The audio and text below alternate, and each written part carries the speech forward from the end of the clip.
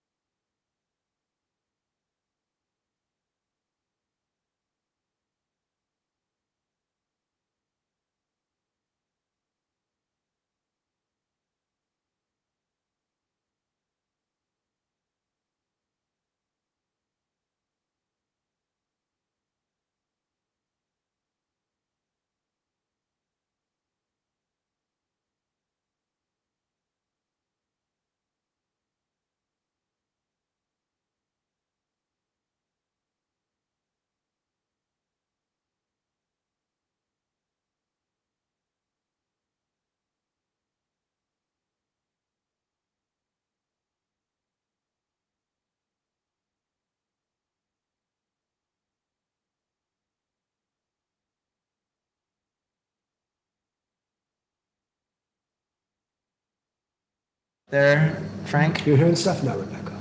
I heard a bling when it came to life. Test. I can't hear Jack. It should That's be. nothing coming in yet, I think. I don't want to install. It should be a. Oh, Shit. Stop. How are we I'm doing? Can people hearing hear us stuff. now? Is it alive? deja vu. Deja vu. Now you can censor me if you need to, right? Yeah, we'll see how this sorting out. So we have sound now? Yes? Oh, maybe so. How about those listening out in the real world? Or can they all hear us out there? I sure hope so. We'll find out. They can. Send us a sign. Let us know. Frank Give us a said they can. sign.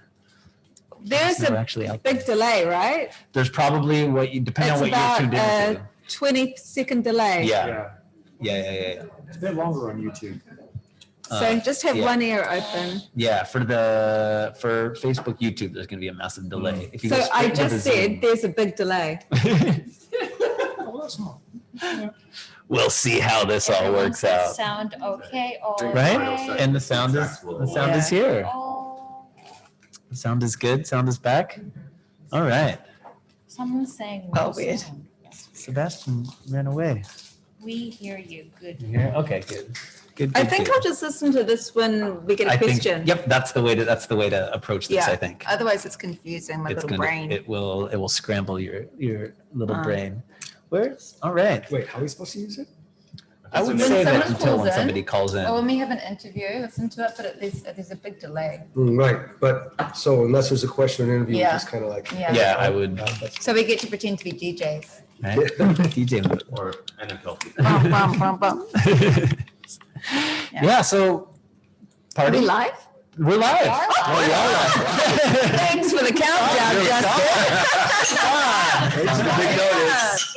Cheers, everybody.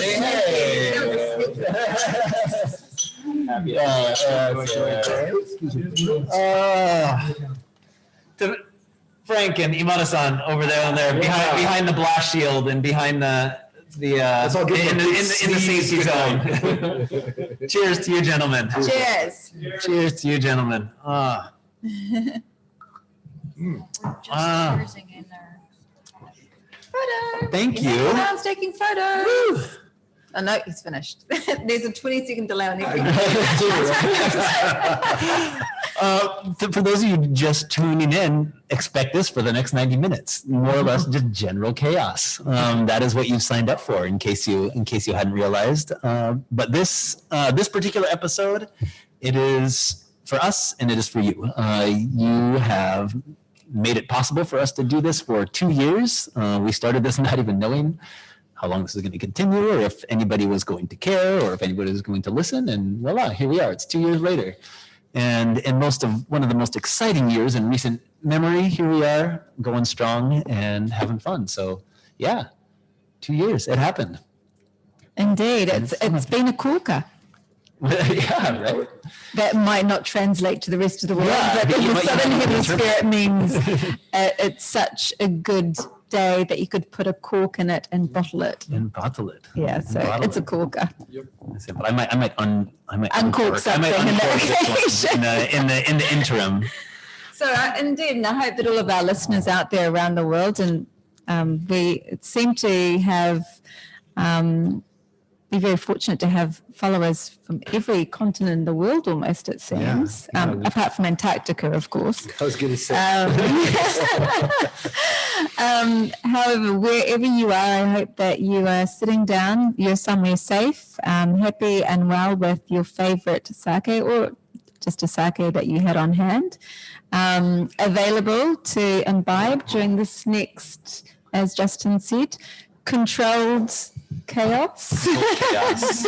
which is a sake on your podcast. Which is, and especially this week. I said we put I hope it gets across that we actually put quite a bit of thought into these episodes, into how we organize this stuff and the information that we try to bring to everybody.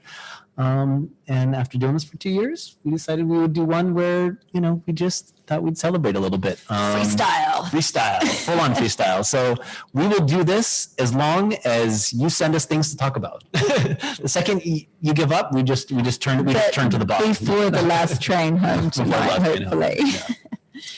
Should we let everyone know who's here? Yeah, who's here? Everybody who's on mic, step in and say hello for those. So getting everybody in the same room the last time this has happened was probably Never. maybe never. Maybe never. Yeah. That's entirely possible. That's a long time. No, it's not. But I could count it on like half of the hand probably. Actually, we've never actually. Yeah, no, that's true. We have- the live that we did. Last year we didn't. John wasn't able to be there. All right. Yeah. New Year's maybe. We got together around New Year's. Yeah. That's right. You were in a. Yeah. This has maybe never happened before. It's entirely possible. Right? That comes right.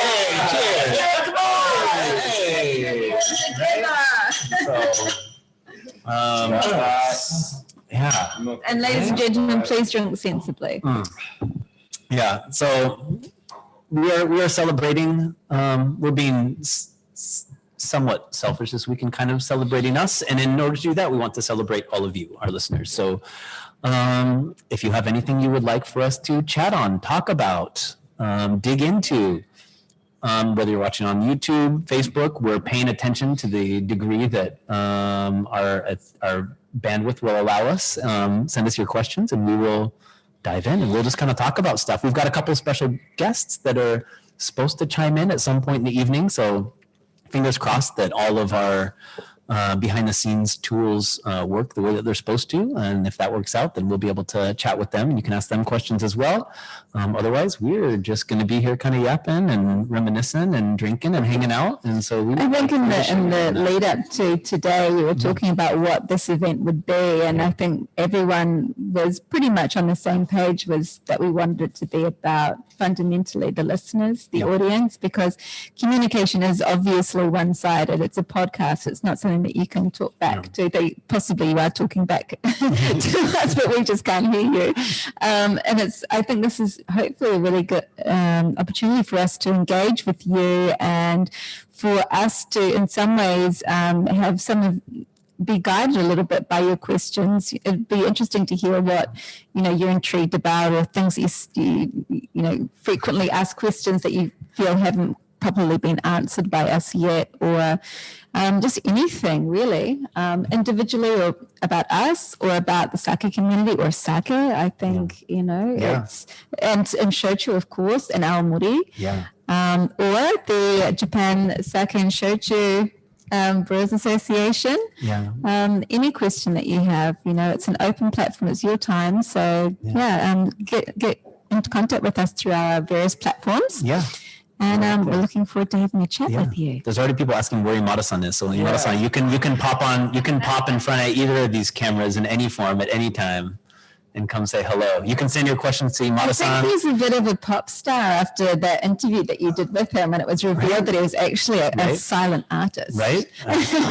We're still working on his comeback for his next prog rock band. I'm so excited. I'm so pumped. Step I say, don't call this a comeback. I said, or you can pitch questions to Frank as well too. He can tell you all the things that we might neglect to do so. So just on top of your head, what was the episode that had most downloads or listening? The most downloads, I'd have to look at it again, but it was probably either it's going to be either Shochu 101 or, which I love. Yeah, it's going to be either Shochu 101 or rice types for sake rice types, or Koji is a strong performer. Those I think are the three. Well, Koji's been a big thing when people have had a lot of time at home recently. A lot of what I've been seeing online is people taking this time to play around with making their own koji rice, or making amazake, or cooking with shio koji. So actually, I think when we've had a bit of time on our hands, koji's been everyone's go-to, it seems. It's like- Yeah. and everybody's been doing, there's been all kinds of little like at-home, culinary Yeah, competitions. and the everybody- questions that have been coming my way, like, do you know how to make bread with koji? And like, no. Yeah. Actually, FYI, I can't cook. So, I mean, actually there's been, just with time on our hands, there have been some really incredible little home experiments happening that have actually got me really curious Yeah. about.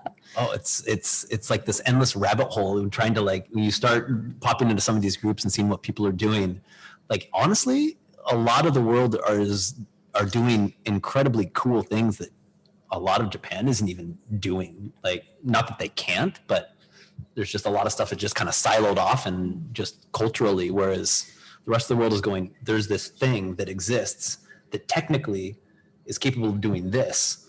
Well, it's because, Let's see what to happens. be honest, it's because we've all had to dial back Yeah. and we've been living well beyond our means and in more ways than one. Yeah. And in terms of our energy and thought output, we've just been way beyond what we should probably be doing on a daily basis. And actually having to dial back, and in some areas of the world, people have really just been quite stuck at home. It's actually what it was like when I was growing up in New Zealand in the countryside, probably. That was what the weekend was. There was nothing to do, nowhere to go. Yeah. And so you got creative. Yeah. You found things to get interested in, or things that you always wanted to know. You've got the time to try and find out what it is. Yeah. So, I think it's been really interesting seeing people's ingenuity and curiosity coming out through various forums. Totally. Before we dive in too far, we've questions? got a couple of requests Shoot. on Facebook. Shoot. First and foremost, introduce ourselves. That's right. Let's do that. Oh yeah, We said we were going to do that. Yeah, we started drinking and forgot. Right? Yeah, let's start at the far end of the table. Who's this striking young lad at the Hello, I'm Sébastien, the Frenchman.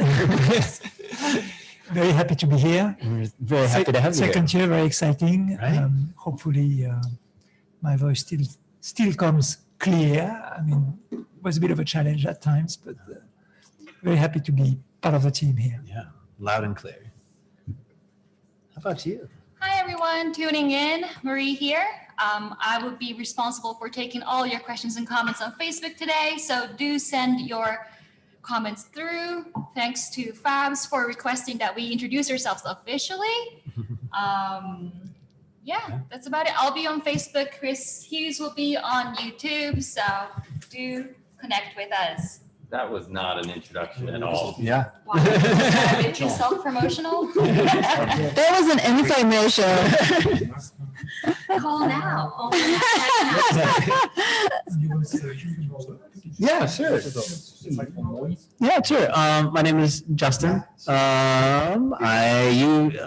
For better or for worse, you probably hear my voice with quite a bit of regularity on this show. Thank you so much for making this possible. This has been an absolute blast. And now we're in that position where we've got to get creative now. So we're working on getting creative here as well too. And so we actually, we have a few things we're excited to kind of share with everybody a little later in the show. So stay tuned there because our creativity has been blossoming in the midst of all this excitement as well. Yeah, but wait, there's more, right? But there's more. Wait, there's more. Right? How about you, sir? Hello, everyone. Chris here, the big one. This has just been a real privilege, a lot of fun, a great honor to do it with this amazing crowd of people and to get to learn a bit more about them and to share in their knowledge. And I've just really enjoyed the challenge as well. So looking forward to another 2 years plus or more. Yeah. Why not? Thank you for tuning in. I'll be looking at the YouTube stream tonight. So if you've got any questions, keep posting and I will read them out. Hi everyone, it's Rebecca here. I'll be looking at my sake glass probably for most of the night, hoping it's going to magically refill itself. I've possibly not been on air as much as I would have hoped to this year, but looking to turn it around in the third year. But as Justin says, there's more to come, so we're looking forward to creating some amazing content for you in the year ahead and looking forward to ongoing support. And handing over to Little Chris here. I'm still shell-shocked that Shochu 101 may be indeed in the top 3 in terms of, that's just awesome. And People want to know. if you haven't watched it yet, then you should go watch it. Maybe I should watch it too, because I haven't seen it yet. Very, very excited about what's coming up for everybody in this room and what we're going to be talking about for the next month or so, and month or more. We got a lot of exciting stuff in the pipeline, so stay tuned, and thanks for tuning in tonight. And John Gartner here. And for the record, little Chris is much bigger than me, which ain't saying much. But what's been really cool over the past 2 years is how well we've worked together as a group, or how we've come to understand each other and see more focus on what we're trying to do, and how things have come to the point where we really work together a lot more, I don't know, focused, effectively, creatively, much more in an aligned way. As time goes on. So I think the next 2 years are going to be more interesting than the previous 2 have been. So thanks for your support and your listening, and please look forward to even better content as time goes on. Thanks. Absolutely. Yeah, it's been really fun to see. There's sake. It's a very collective sort of community. Like the people who tend to be involved and engaged are just really supportive and enthusiastic. And so it all kind of gets lumped often into just the category of sake, but there are so many personalities that are involved. And once you actually dig in there, you realize that there are actually so many different thought processes and so many different values and so many different things that are all intertwined. And it's been so fun to just to get everybody in on that, because we're all staring at the same target and running there, but we're all sort of running there. Right. We're all sort of running through our own, But that's the sake world. It's like sake world is so often boiled down to the lowest common denominator, ye old Japanese drink that's served in a tiny little cup, and with no explanations, too hard to understand. There you go, drink it. And it's not like that. And that's what we're trying to do. We're trying to show you the dimensions, the facets, the different people, the different worlds, the different the stories. The narratives, the communities, the techniques, the motivations, the heartbreaks, the triumphs. It's a very, very complex world. And then the drink itself, we could wax lyrical on. It's seemingly simple, but it's incredibly complex at the same time. Yeah. So I actually stole that from John Gartner's course, by the way. Well, another thing I like to say in that course is sakaya banyu, right? The expression sakaya banyu, which means literally there's 10,000 ways to make sake, which means there's a gazillion ways to make sake, which means everybody in the industry is doing something a little bit different. And so the challenge is to convey things in a very concise way. And I think the bigger challenge is to let everybody know that, well, it's sort of like this, but not always. So get used to it. And that's kind of been expressed in what we've just been talking to up until now. So, and cool. I do sort of, when I started studying about sake 15 years ago, and there was really no information other than John Gartner's amazing book, which I have purchased so many times. I've had to purchase it so many times because I keep on giving it away. And John had a great system for stopping me for getting me to keep a book. Was he signed it with my name, so I couldn't give it to anybody else. That was a very good. I've still got that book. Wasn't deliberate. And those, 15 years ago, there was really not a lot of information. And I think even in Japanese, it was pretty maniac information. It probably was, yeah. And it's just been wonderful in the last 15 years for me to see much more really intuitive information that's shared in a way which is easy to understand, easy to remember, and it's got practical advice. Yeah. And actually, in particular, in the last 5 years, that's really, really spiked. Yeah. So, it's great that Sake on Air can be part of that expansion of sake awareness. But again, it for us to expand the platform more, it's really important for us to have feedback from the people that are listening to us, because this can't happen in a vacuum. We need people's feedback and maybe critique, we welcome as well. We welcome it all. Bring it. To keep us, to keep us fine-tuned and to allow us to create content that is able to create more benefit for the global community. Yeah, Yeah. absolutely. We have to try and find this kind of hidden extra value which we know sake has and which we all appreciate already. We kind of have to find maybe better ways to communicate that and better ways to kind of leverage it going forward. Not just us, the whole the industry as a whole. And I think the times as well present that kind of opportunity as well as that challenge. Yeah. Well, it's cool. I feel like it's now the more you drill down into things that make sake and shochu unique and special, the more you kind of drill down to that, you find that the themes and the things that are inherent to those are actually the most universal part. So it actually makes communication a whole lot easier when you actually drill down into that stuff. And I feel like, well, a lot of people at the base Japan of as well is sake is waking up to that. fermentation, which is universal. It's the base of most cultures' food. So it's while the words and maybe the techniques are a little bit alien to some people, when you distill it down to its essence, it's really just well, actually, it should be fermented down to it, because otherwise that would be a spirit. If you were to, I don't know, if you were to simmer it down to its basics, it would be ultimately people trying to find a way to create booze.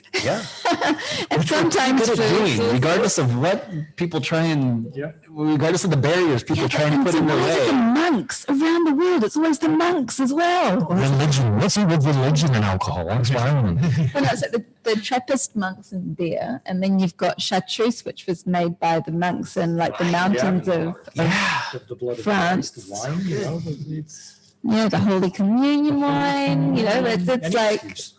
It's interesting. I think that there could be a whole thesis paper written on that. There probably have been. If Once you get on there, Rebecca. dig in there. I was hoping someone else would put that. I'm just the ideas. Frank is done by and drink something as long. You'll mark it most likely. Yeah, Frank, and if we have any, it's quite possible there will be people trying to reach us. So if you want to maybe let those people in as they pop up, and we'll see if this works. If the people that We are zooming right Getting now. in some callers now. we'll see how this works. This is. Or should we be like There are systems when it was more old school. It was actually so much more simple. everything was? When there was a phone line. We have got some problems with the audio, apparently. It's better on Facebook. I'm getting comments. Okay. And it's peaking in some microphones, but Frank is working on that. The wizard can fix that. Right? YouTube We'll like see what system. happens. We'll see what happens. Do we have anyone on the line? If you're struggling with Zoom, please try semaphore. What, actual semaphore? Not quite sure how we'll see them, but I will. Could be telepathic semaphore. We'll see if this. We will see if this works out. I don't know, but yeah, until audio comes through. We have an interesting comment here. Maybe if Yeah, wanna you go got some. to Yeah, this. answer questions. I can't read this, but it's Nakano-san. I can get that part right, I think. The National Tax Agency gave Hasegawa Sakiten a test license to produce sake at the renewed shop inside Tokyo Station. I think they've not got a new license. They're actually using a license from another brewery in Tokyo that they've had a relationship with for a while. I can reliably inform you, I think. Do you think we will be seeing a loosening of license laws in the future? Well, like I said, I don't think it is a new license, so I don't think that will happen, but maybe John can elaborate.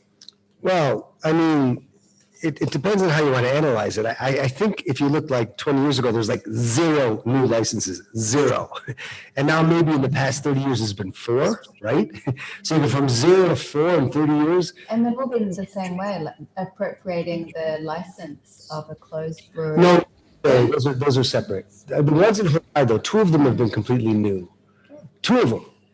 Kamakawa, those are completely new, desho? Well, it came from the different provincial. Oh, it did? Okay. It came from Mie Prefecture. So I know at least of 3 that have been completely new. But there was 0 before, right? So they went like from 0 from 40 years up to 3. I mean, that's an infinite increase, actually, mathematically speaking. Does that look like there's more going to be happening? I don't know, but there's things in the news about people that are going to start seishu production, right? Not a lot, 2, 3 maybe, right? Yeah. But the point is, I don't think they'd be investing if they weren't pretty sure they were going to get a license, right? So I think there's a loosening, but it's not a massive loosening. Yeah. It's just a little bit of, a little bit of a change. What about this Tokyo Station Hasegawa Saketen one? Is that a new license? Do you think? No, I don't I'm know. really Maybe understanding you that said. it's a Well, brewery. it's a doburoku. Right. So that's so it's got not a different, seishu. it's not seishu. No, but I think they're partnering with. Yeah, it's a seishu license. Yeah. Is it new? But they're making doburoku at the moment.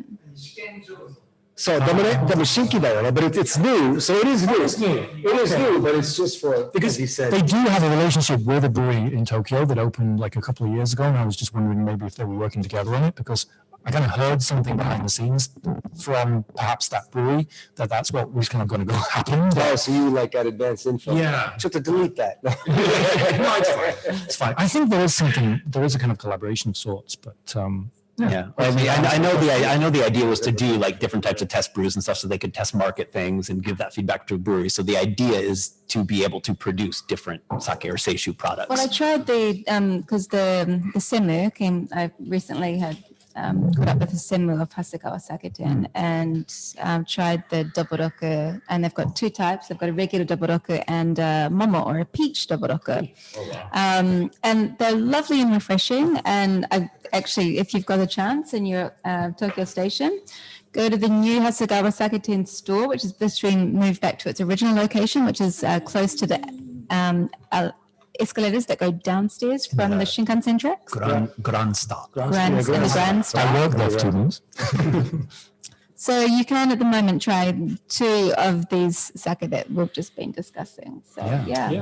There are worse ways to kill some time in Tokyo Station, for sure. Definitely. There might be someone who can speak to us from far across the seas. Dave, are you out there? Oh, I see. It's time.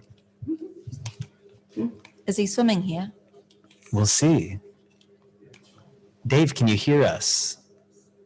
Hey, Dave, is it me? That Joel? That's you. Dave, we can hear you. Hey, how are you? You have real time here now? Yeah. I just finally figured it out. David, how you doing, sir? Hey, great. Good to see all you guys. You're all there. We are all thanks. here. This never happens ever. I've never seen that before. Oh, this is Dave from New Zealand. From New Zealand. Ah, Kia ora, Dave. that's exactly what I was thinking. It's Rebecca from New Zealand.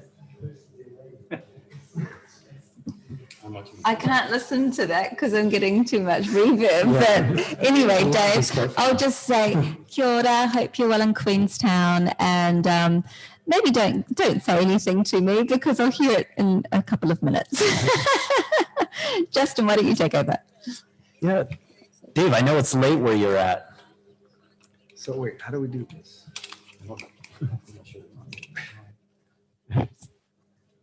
Dave, can you hear us? Yeah, I can hear you guys. Thanks for staying up with us. I know it's rather late down where you're at. No worries. How are things in your corner of the globe? Oh, all pretty good actually. It's quite sort of chilled out at the moment. Not too many visitors. So we're kind of enjoying our own part of the world for a change. In peace. In peace? Yeah. Yeah. Are you hunkering down in the brewery at all, or what's the story behind the scenes there? Oh yeah, it's all go at the brewery. We're just sort of making sake. Hey, Justin, do people know where Dave is and what he does? That's true. So, Dave, why don't you tell us what your job is and what your brewery's name is? Okay, so I'm the one of the owners of Zenkuro Sake Brewery in Queenstown, New Zealand, and my job is brewing sake and selling sake and marketing it and spreading the word about the wonders of sake and sake culture in New Zealand. Said, and Dave, I think you also have the record for the most minutes starring on Sake on Air podcasts as a guest. Oh, I'm really sorry about that, guys. Yeah, you shouldn't have put those extra bottles out on the table. You know? That's all part of the experience, sir. Yeah. It was a No, lot of that was fun. wonderful, being able to sit down and dig in there with you. That's one of the very fond memories of these past couple of years. Hey, so Dave, can you Likewise. tell us a little bit about what your plans are for brewing this year? Do you have any new products in the lineup, or anything that you're particularly looking forward to releasing in the next, when you do the next release, which, by the way, can you please tell us know when you release your sake each year? Yeah, well, we order our rice from Japan according to the same cycle that the Japanese brewers use. So we order the rice. We have to plan it about a year ahead and order our rice, and it arrives in New Zealand in January. So we don't quite follow the Japanese or the Northern Hemisphere brewing season. And we actually brew all year round because it's quite cool here in Queenstown. But as soon as the rice arrives, we just get brewing. Because of COVID this year, we're a little bit behind on our consumption of the rice that we ordered last year. But it's a similar system. The rice comes in and we know how much we can make, and we just go for it. So we're basically brewing. We put down a new brew every 2 weeks. Wow. Every second week. So has there been a difference in the pricing of sake rice that you've been buying? That's a really good question. I'm hoping it's a lot less than it was before. So we're ordering rice that's grown in Toyama ken and Hyogo ken. It's polished in Japan and then packaged in 20 kg bags and sent to us. So obviously it's quite expensive by the time it gets here. Yeah, I bet. And we don't actually know. I've ordered a little over 2 tons of rice for next year, and I don't actually know how much it's going to cost me yet. So in terms of shipping rice, because one of the things that we learn about, or you learn about sake rice when you're sort of starting to do a bit of a deep dive on how sake is made. We're told that sake rice, after it's polished, becomes quite dry and porous, and it needs to have sort of a humid environment in order not to crack. So do you have to use any specific kind of shipping processes, or use specific shipping conditions in order to get your sake rice safely to you in Queenstown? Well, it's all. I don't know. I don't have all the answers for that, and we work with what we get. We're very happy and feel lucky that we can get the rice from Japan. I remember the first time I asked John there if I could get some sake rice from Japan maybe 4 years ago, and he said no, it's not available. So we work with some. And at the time, I'm sure it wasn't something that was done. So we got rice from other places, but now we're very happy to have what we can get. But it seems to arrive here. It comes from pretty humid conditions in Japan. It's stored for a month or so, or 2 months before it's actually shipped to us. It comes down across the equator and gets here, and it's in very good condition when it gets here. And we don't.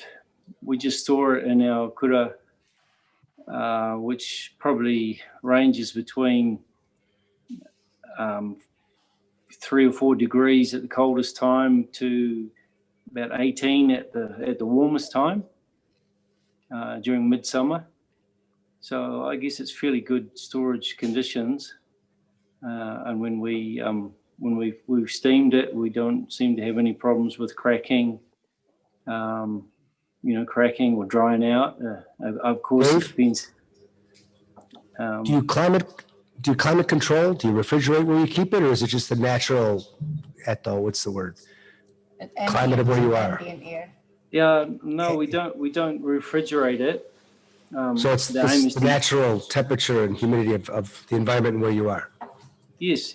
But as I was saying, the temperature range is when it arrives in midsummer, it's about 18 degrees maximum, just in our kura,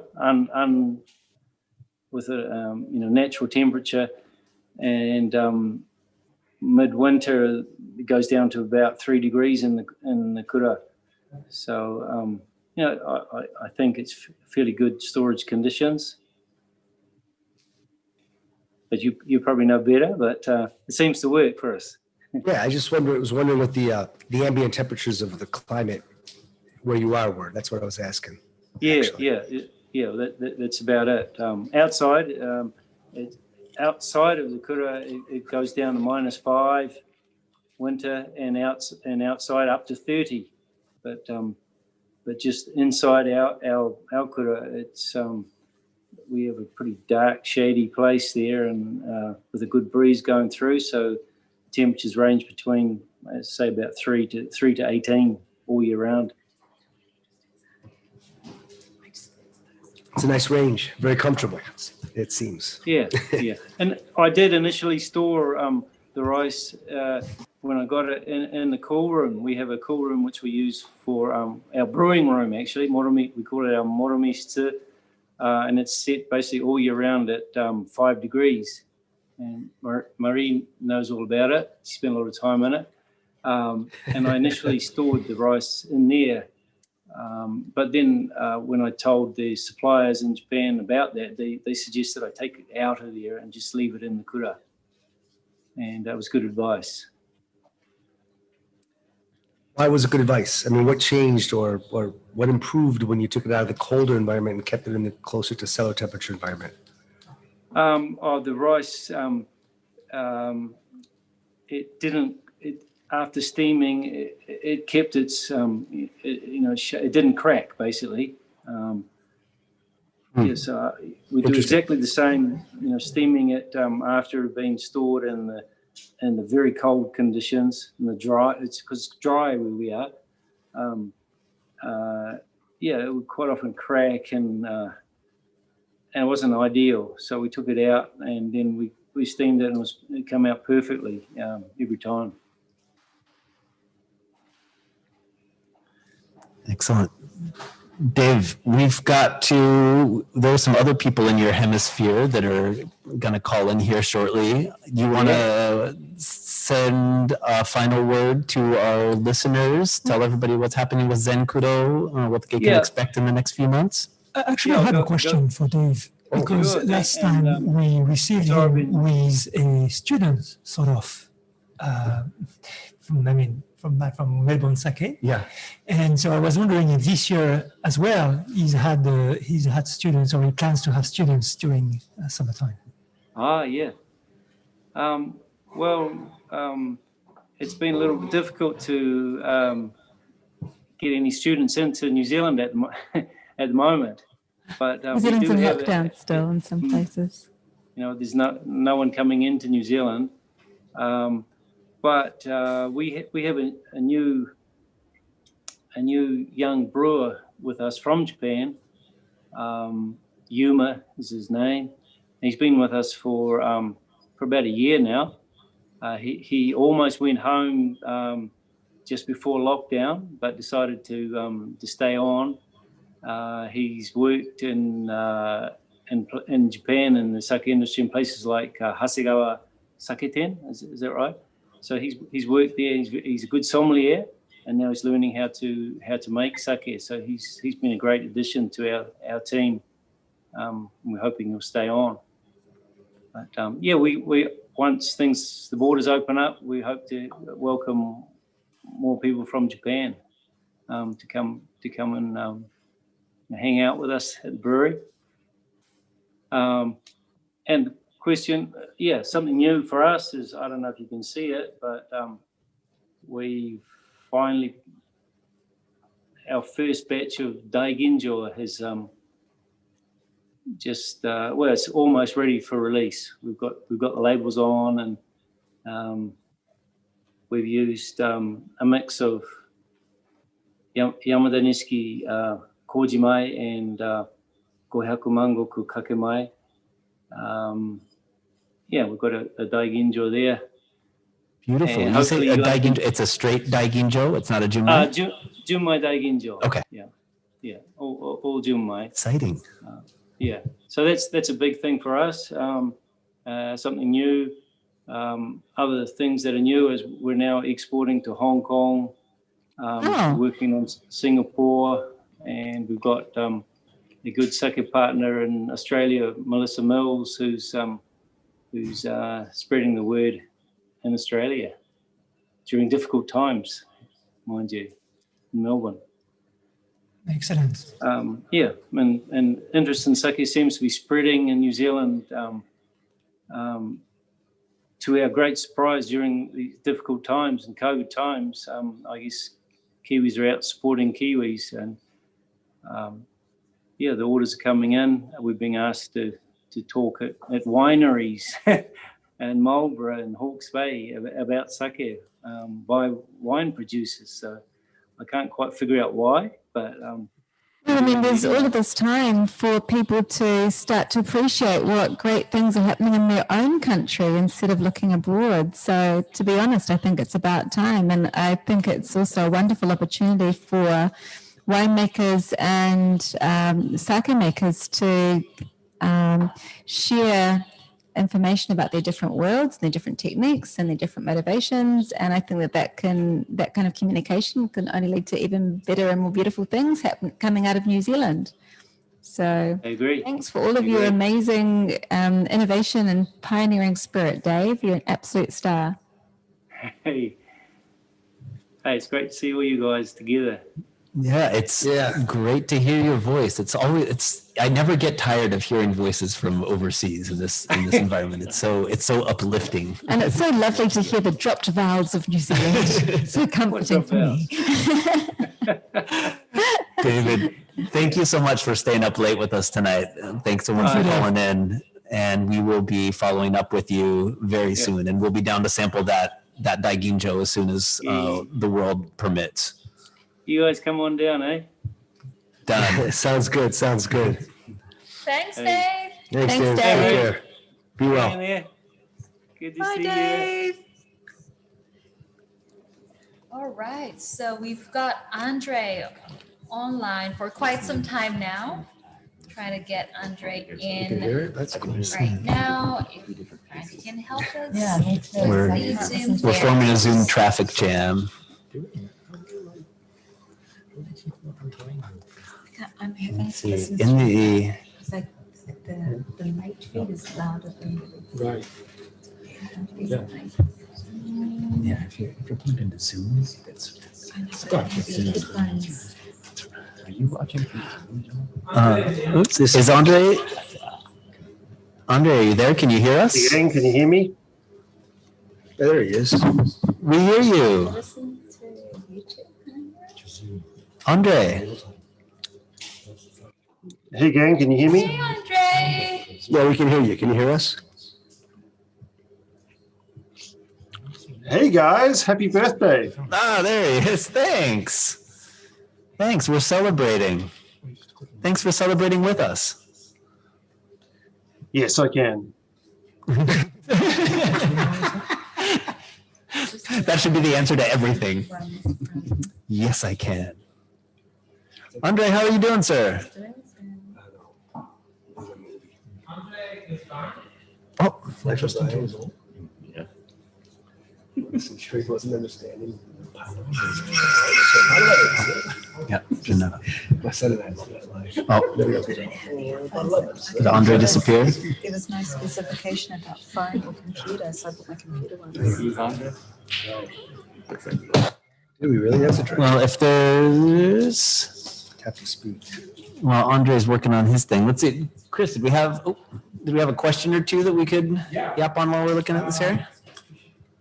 Let's see. So, okay, one of the questions was for Dave, so that's a bit late now. Well, we do have a question from Harold, actually. So we had a question from Harold. It's been a tough year for the sake industry. I think we can all agree with that. What have been some good things that have come out of this hardship? Any upbeat, positive success stories or developments that bode well for the future?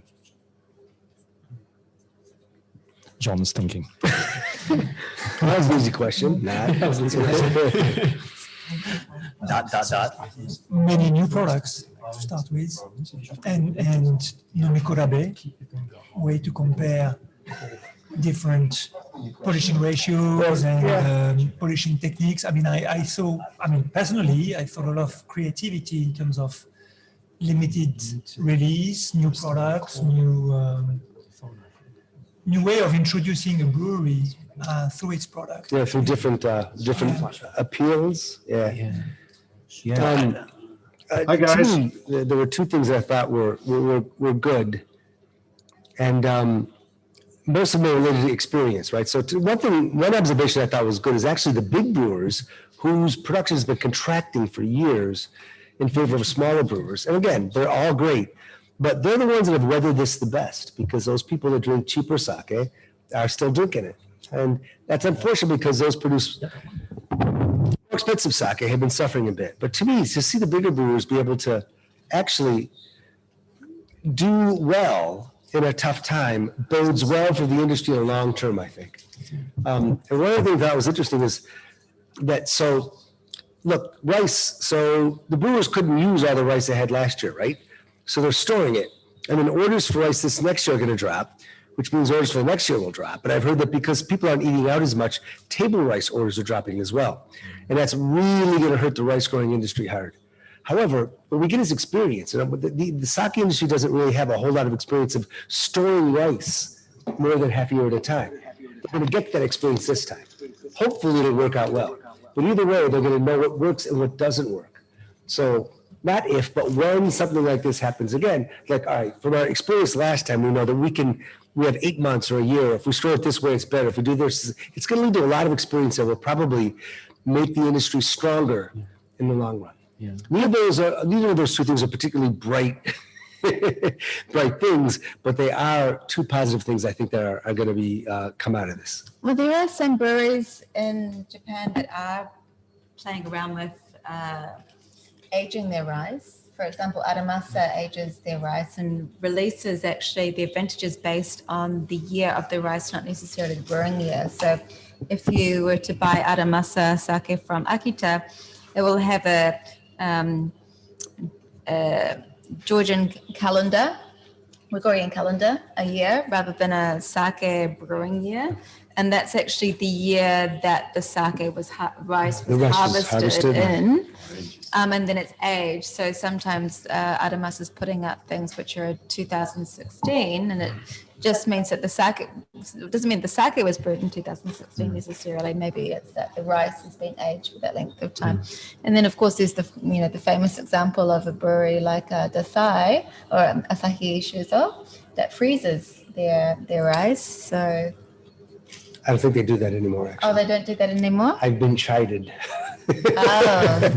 A long time ago they used to, but apparently they don't do that anymore. Oh, I see. Actually, they don't need to. I'm sure they move through rice faster. I would say that they would too, but I'm sure that there are other breweries around the country that are putting some of their rice in the freezer. And I'm pretty sure they're doing it now. Yeah, they have no choice. That's the challenge is to ride this out. It sounds like there's going to be some need to invest in some infrastructure in order to figure out how to ride this out. But we're seeing, other ways that sake rice is being used. That there's all sorts of pushes for sake rice to be used as a food stuff now. Like you're seeing a lot of promotions for things like eat sake rice, blah blah blah. Well, I'm seeing it in my Facebook newsfeed. A lot of people are doing that, and vice versa. Sake made That's from sake rice. not sake specific varietals. If you freeze sake rice, does it do anything to it? Does it change the flavor at all? What it's supposed to do is to stop changes. For example, if you leave rice around, eventually it's going to go rancid. So they used to say that if you were to brew with rice that was old, you would get old smelling sake, right? It would have resulted from that. But there are those that freeze it. And again, almost all rice is used within a year after it's been harvested. But it's like, well, it's just, we're not going to get around to using that, right? And when they do that, they freeze it. And what that does is it stabilizes the rice enough so that it doesn't change at all. What's the word? Chemically, it doesn't change. It doesn't get rancid. So they can still use it. However, there's not a whole lot of experience. You have like 3 data points, right? Not a lot. And so it's kind of like, all right, can everybody freeze it all the time? Absolutely no. And for example, one thing I've heard is I talked to 2 breweries that they froze their rice. One we've spoken about, and they froze the rice because they brewed over the summer and they couldn't get rice in the summer. And they said, the secret is you have to mill it before you freeze it. But I talked to another brewer that said, well, we use this local rice, right? And we can't harvest it until like late November, but we ship the local rice sake on January 1st. So it's not ready in time. So actually I have to use the rice from the year before. So we freeze it.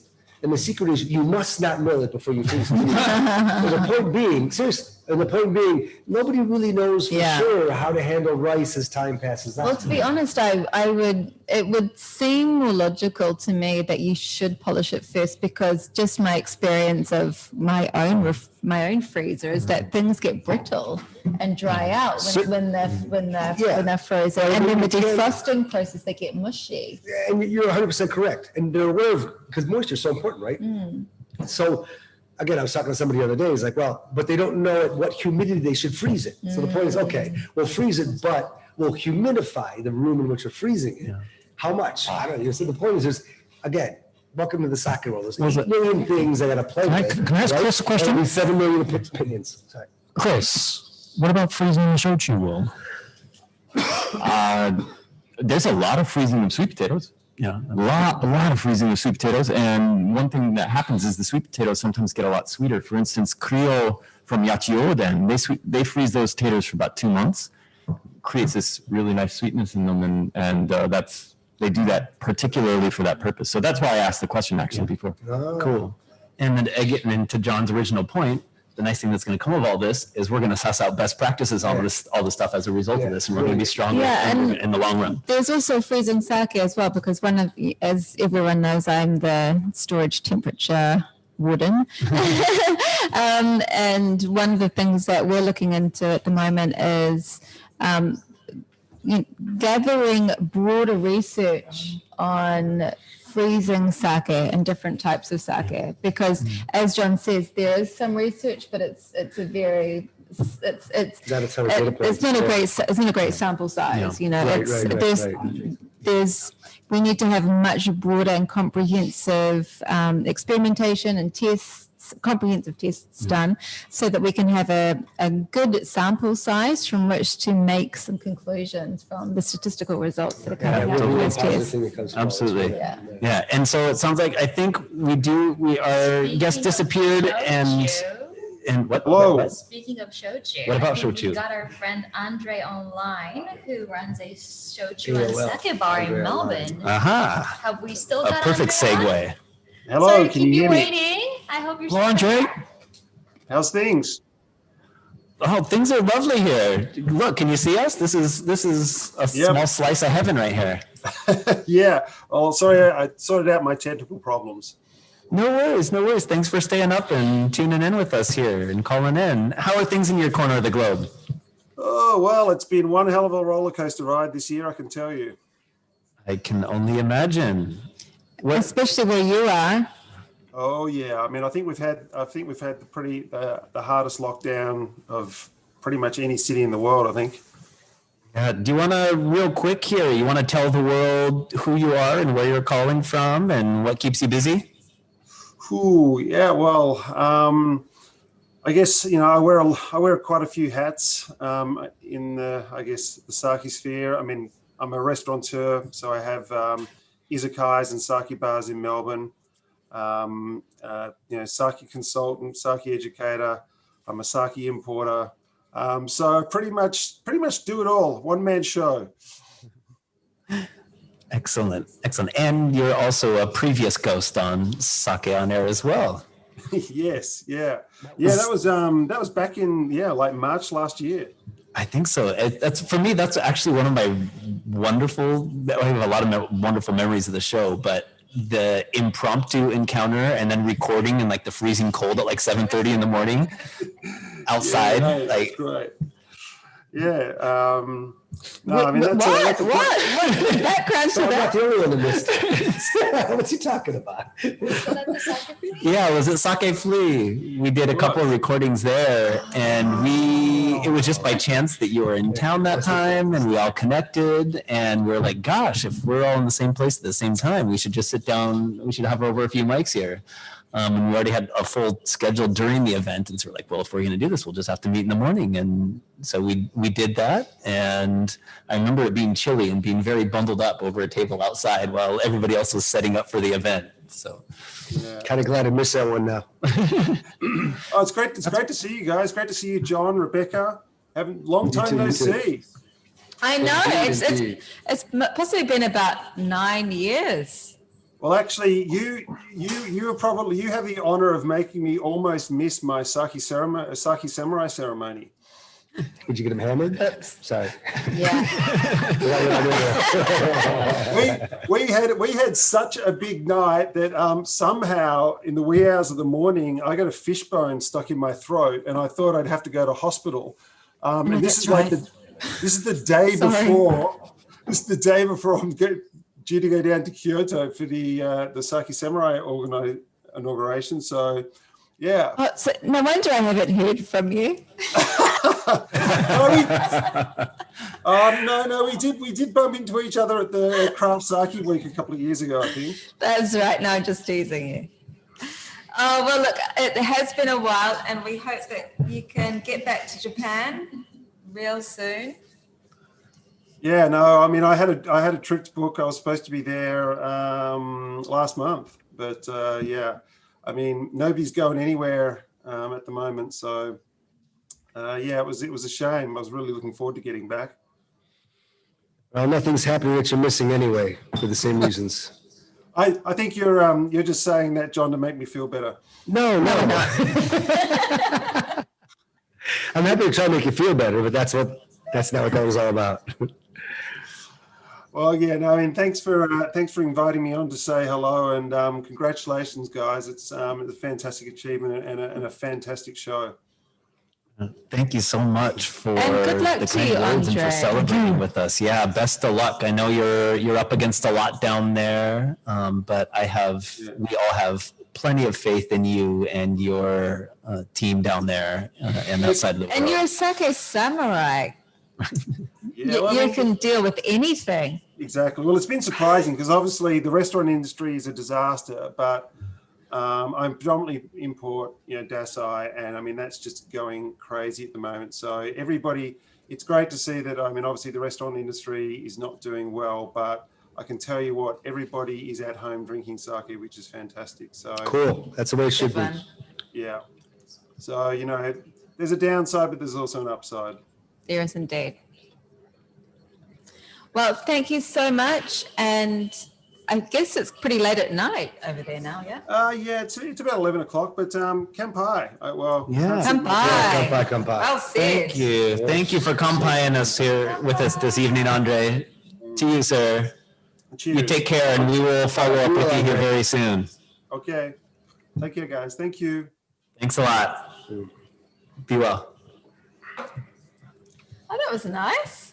Right? I just got outed for being a bad friend to hang out with when you're drinking, but oh well. I almost killed Two him. sides of every coin. That's all I'm going to say. You're a team player, Rebecca, is what you are. Want to know why this has been going for 2 years? I know how to have a good time in my neighborhood, so Poor old Andre had to go to Kyoto the next morning. I just had like 5 minutes to walk home. It was pretty mean. Get up at noon. Do we have any more callers? We've got a couple here, actually. They should be appearing in the... Well, actually, while we're waiting for them to appear in the future, we've got all sorts of convenient snacks. So maybe with some people want to write in and tell us what their favorite like convenience store or grab to go sake snackers, please let us know. Send in photos as well if you can attach them to whichever platform you're contacting us on. That would be fun to know. At the moment, we've got good old Family Mart popcorn. Popcorn. We've got umeboshi flavored kakipi. And we've got some flavor. Yes, there's right in front of you. Now. And then we've got some ramen. I don't know, how do you just explain these things? You know when you get instant noodle soup and you break up your instant noodle soup into lots of little pieces and you put your seasoning on top of it? Well, there's actually a snack in Japan that's basically broken it up for you and put some peanuts in. So we're eating it looks like we've got a Szechuan pepper version and a hot spicy chicken version. What have you guys got down there? I don't know, but it's got spicy looking peppers on it. And we've got some boiled peanuts, just some good old salty boiled peanuts, which are great for sake or beer. It says in English on the label. Woohoo! So obviously we're pretty high class here. So if you've got equally high class or guilty pleasures that you like to enjoy your sake with, please let us know. Happy to know. Yeah, I'm all cocky peas. This is my drug of choice. Some people are joining us in the early hours here. We've got John Puma joining us. It's 8 a.m. over where he is. I asked him if he had any sake. It's a little bit early for sake, perhaps. Not an amazing idea. Thank you for joining us, John. John Puma. Yeah. Like the shoes or the I think cat. we've got Natsuki-san Yeah. online with us. Oh, is she in? Natsuki, are you there? Everyone. Oh, Can you hear hello. me? We hear you loud and Okay, clear. yeah, rock and roll. Hi, John. Hi, Chris. Hi, Rebecca. Hi, Chris again. And Justin. Sebastian, Mariko-san for the first time, I think. We can just go down the line. Congratulations. Thank On the birthday. Thank you. Thank you. I think you might be our earliest guest, possibly our first guest, maybe close to. Oh, is it? Yeah, you were our test dummy In that sense. for all of this. Guinea pig's another word I could use. Natsuki, how are you doing over there? Good. Missing Japan so badly, I think. It's been like 10 months I haven't been back to Japan. Right? Is that a record I think it's been a record, since I've been living here, I think. for recent Wow, memory? really? Wow. Do you want to say hi real quick to the world? Tell everybody who you are and what you do and where you're at.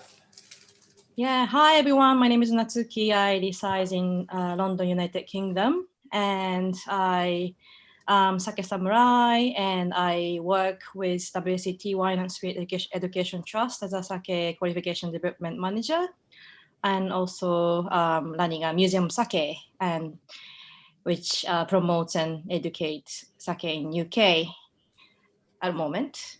And recently I started importing sake to UK as well. And you've been doing some fantastic webinars through WSET during this. Yeah, I think the first thing they started to do is running a free of charge webinar on different topic on wine, spirits, and sake. And I think we had a lot of guests from all over the world, like 200-300 people every session. So it was really actually nice to, toast with people from around the world, I think. Yeah, that was amazing. Are you guys going to continue doing things like that? Because just to have that kind of access now is, in a way, because of all this, the access to sake education has almost gotten better in a way. Yeah, it's got to be easier and easier for you to do that. Yeah, so we've been posting like all these past webinars on YouTube, and I think we still have we got a quite nice database on these topics. And one of the educator did a shochu and a wamori as well. So If you're interested, please have a look. And I think it's not as frequent as before, but we are trying to keep up doing it as long as the people need the free education. Absolutely. That's brilliant. Natsuki, so today we're taking listener questions, and we have a question from Oscar, who is in Italy, and he has a question about sake consumption in Europe. He's doing his dissertation on sake consumption in Europe. Very serious and student. Specifically Italy. But his question, he wants to know how you foresee the future of sake in Europe and what kinds of things could be done to share sake culture in contrast with such a dominant wine culture. I think it's quite difficult question to answer. You could write a whole dissertation on it. Yeah, but Natsuki, it's an important question. I'd like to hear your answer too, for sure. Yeah, I don't know. The things I've been seeing is maybe just I think the angles to kind of take over the wine consumption and wine market is an interesting angle, I think, to promote sake in Europe.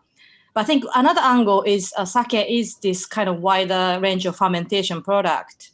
And what I've been seeing during lockdown, this forever long lockdown in Europe, people started baking bread all the time, making sour bread, and people started enjoying these time-consuming but kind of like very nature-related activities.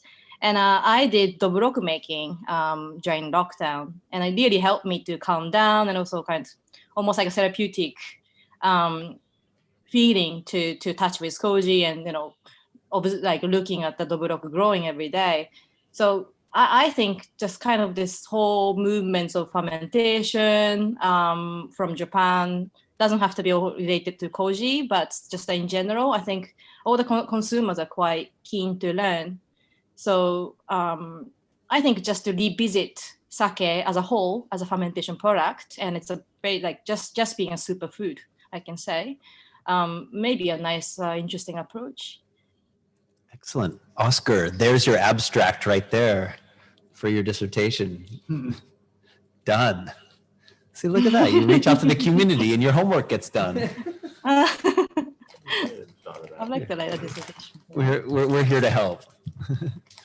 Right, so I understand, same as everywhere, things are challenging where you're at, but what are you excited about in the coming months? Anything you're working on or any plans or any things you want to share with our listeners? Yeah, I think we all been really juggled and kind of confused by the government's daily changing decisions. We might again going back to lockdown quite soon in London. The restaurants, we have a 10 p.m. curfew, which has been quite nightmare for the restaurants owners. But I think we try to stay positive, seeing what we can do together online. I don't know, I get another webinars online. Connection to each other.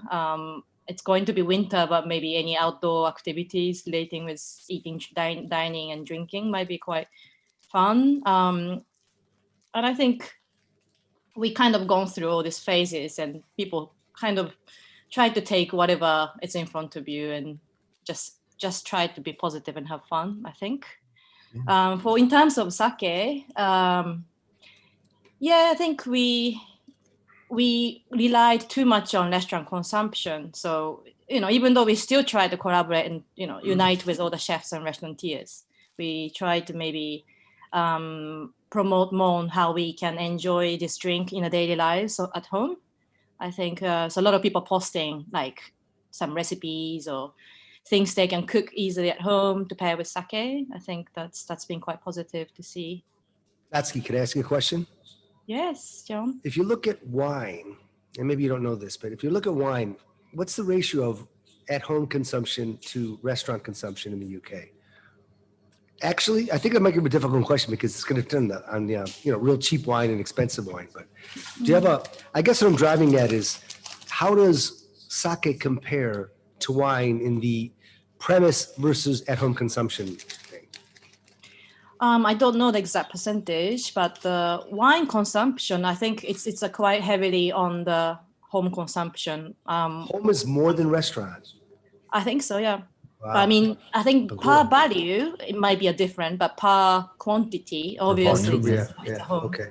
Yeah, I mean, supermarkets are doing great at the moment to sell. But have they always been that way? In other words, pre-COVID, was it also that way? Pre-COVID, still been the predominantly drink at home, I think. No, I think that would be quite right, because European culture and colonial culture, like New Zealand, as a country like New Zealand, we tend to drink at home and socialize at home far more than we would eat out. Like eating out, I think, is something that's really been booming just in the last 10 years. Only 10, wow. Well, that's just my little take on it. But in terms of British people are a little bit lazy. That's what I think it is. I mean, beer might be different, but I think wine, the pub culture is very strong.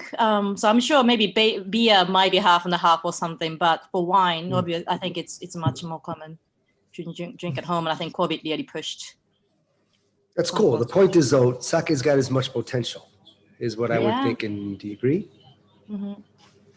I wonder if we could predict some trends. I mean, as you were saying just before, Natsuki, that people have got all this time on their hands, and so they're looking for sort of more sort of holistic, therapeutic ways to get through their day. And sake, elements of sake, for example, koji, have become a way for people to become engaged, to be interactive, and to find fulfillment and pleasure in their long times not going outside. And I wonder if that means that perhaps with more time at home, more time on their hands, more curiosity, people might be at this stage more interested or have the potential to become interested and learn about kanzake. What are your thoughts on that? Oh, the kanzake culture. Yeah, I think people still think hot sake is bad sake in UK, probably coming from the bad experience in the past. But I hope more of the like warm sake specialized place coming up, and just each individuals enjoy their own way of drinking, not just straight from the fridge, but kind of almost cultivating your sake to just keep them open for a month and see how it changes and how that reacts to the temperatures. I think that's one really interesting, even you're not making sake like the Baroque way, but it's a really nice way to kind of nurture sake, kind of grow your sake at home. So maturation. Like that, grow your sake at home. Yeah. I wish we could. Well, we can. Oh, we can't. No, sorry.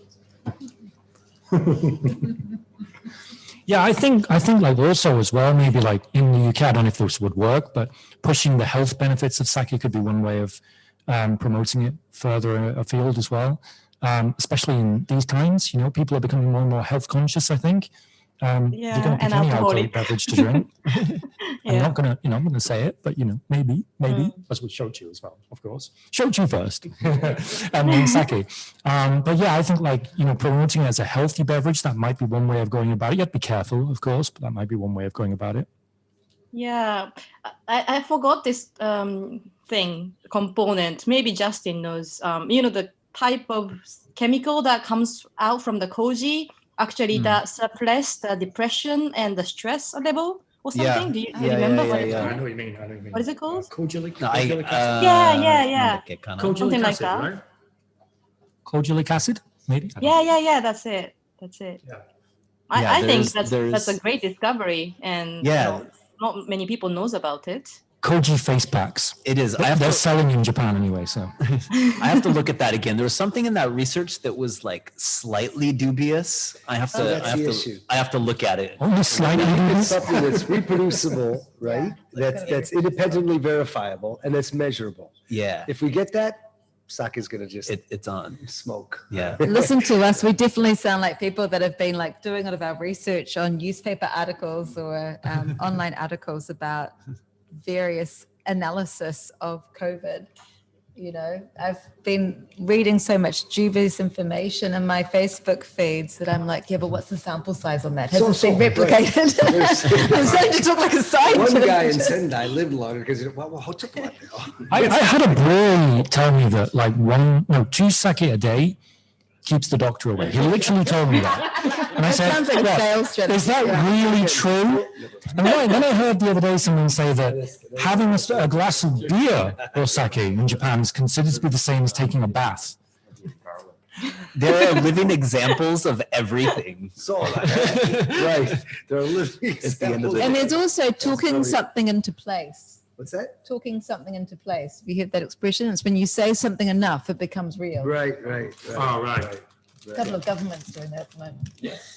Most of it. Oops, we're going off road. We're going on a tangent here. Sake will do that. Natsuki, thank you so much for calling to join us this evening. It was nice to hear your voice and to see your face here. We can't wait until we can see you on this island again. Yeah, I know. Looking forward. Let us know. We'll set you up a stool right here. You can come in. Give her a better chair than a stool, please. We'll give you the good stool. Thank you. Thanks. You take care. Thank you. Happy birthday again. Thanks so much. Johnny, bye-bye. Bye. All right. We have one more call coming in here. We're running a little bit over time, but given all the factors at play here this evening, we're actually doing pretty darn good. I'm actually kind of impressed with what we've been able to pull off. What Frank's been able to pull off. Master. Frank is running the cameras. So Right? I'm watching He's a got TV show. It actually kind of cameras. feels like a TV show with how well He's got keyboards. Control he's got center. dials. This is good fun. Well, the thing with this that we're doing here is we decided that we were going to do it without looking into the logistics of doing it. You know, you just you look at the It's internet. like flat pack furniture, isn't it? Flat pack furniture, you just get it and then you think about how you're going to put it together. Right? Well, I mean, that's how you figure stuff out, right? Is it's doable, so we'll do it once and we'll figure out how to do it even better the next time. So without further ado, we've Oh. got Pablo calling in. from Pablo, rock and roll. Madrid. Is Pablo in? Hey, how you doing, guys? There's a friendly, familiar voice. What's up? You lucky guys are in Japan, and we are here stuck in the middle of. I do feel what's the word? I do feel not bad, but when I look at the grand scheme of things, we do have it pretty lucky in the grand scheme of things right now. Yeah. Touch wood. Yeah. Touch wood. How are you doing there, sir? Yeah, I'm fine. It's pretty nice. I mean, it's like what's happening here. It's a bit weird because even some people, some friends I have here in Spain that they live maybe outside Madrid, they are like, "Oh, I'm so sorry about your situation and all that." But then you get out. Of course, you have to wear the mask, but you go outside. The bars are open. People is drinking, so it's like normal life in a way. But yeah, it's tough. It's tough because it's so strange, and we don't know how to. We are supposed to act and all that. So I don't know. It's a bit funny. I think in Japan it's better the situation, and you guys are. At least you can go to the restaurants freely. Or... We say in English, touch wood. Touch wood. Hi. Yeah. Yeah, that's it. Fingers crossed. We're at this point in time, I think we're in a reasonably better environment than what a lot of folks are having to deal with at the moment. It's far from ideal, but it's relatively comfortable. Yeah. All things considered. But yeah, why don't you tell everybody you are also a previous guest on this show. Thank you so much for joining us before and for joining us today. But remind everybody, who are you and where you're from and what keeps you busy? Yeah, I guess from my accent, everybody can. I'm from Spain. I'm actually distributing and importing some sake here in Spain. Yeah, I'm a sake lover since probably 20 years ago. I did the John course, and that opened my mind to try to help here in Spain people that are really into sake, but they don't have much information. So we are trying to expand the information. And again, you know, here in Spain, of course, everybody can talk a little bit in English, but sometimes you need to get everything in Spanish so people can follow. And that's what we are trying to do here. So And, you're telling me you're going to start the Spanish hub of sake on air? Yeah, we have to do something like that. Yes. I'm just saying. I'm just going to put that out there. Yes, but you know what? I will just ask you to learn Spanish to help me and do it. So we do the same, but we do the Spanish version of that. Fair enough. Fair enough. Fair enough. Well, tell us, I know there are certainly probably a lot of challenging stories as far as what's going on over there, but what has been your most interesting or exciting sake experiment or discovery in the midst of all this? Well, you know, because we had a lot of time to do experiments at home because we couldn't go to restaurants or try things. And I was listening to you previously talking to Natsuki-san about the canned sake. And I think this is something that I'm here exploring it in a Spanish way. So to be honest, I did some experiment with maybe a blending what is something to drink with something that could be a soup with sake. Okay, so I'm into this kind of experimental thing, and I'm doing a lot of things with Iberico ham. So with the fat of the ham, I think it's very interesting to blend it with warm sake. And some people think it's weird, or some people even think this is a horrible thing. But I'm actually finding a path there. Yeah, and actually tomorrow we're doing a dinner with some. We created a sake club, and sometime we organize dinner. Of course, now it's very very hard, but we are only 6. I've been discussing this morning with the chef, and we're doing basically the first soup we're gonna serve is a consomme, and it's made from the broth of the bones of the cow, and we're gonna add some probably. I'm thinking probably I'm gonna add this sake here. Which is a So is that Suginishiki? Yes. Oh, right. Yes. It's that sounds aged, brilliant. It's from 2014, so I think it could be very very interesting. So let's say It's going that. to have a slight sherry profile, I'd say. I'd agree. Okay. Yeah. I don't know. I'm gonna try to evoke this. What I don't know. Many Japanese chefs they do with the first maybe soup or something to get warm now that it's getting cold, but adding some sake in a more Spanish kind of culture, because of course we do with the dashi and all that. It's okay, but it's not our culture. So I think Perhaps a Spanish version of a kasujiru. One of the people, Nakano-san, watching, actually suggested kasujiru, which is like a Japanese soup made with the leaves of the sake. So maybe you can make a Spanish version. Yeah. Very cool. Yeah, because again here, what we're trying to do is that still people think that warm sake is something that is only used when you have a really bad sake, as previously Natsuki said. So here's the same, basically. And to give this approach, I think is a good way to start people to get used to warm sake, and especially now that it's getting colder and colder. So I think it's a good way.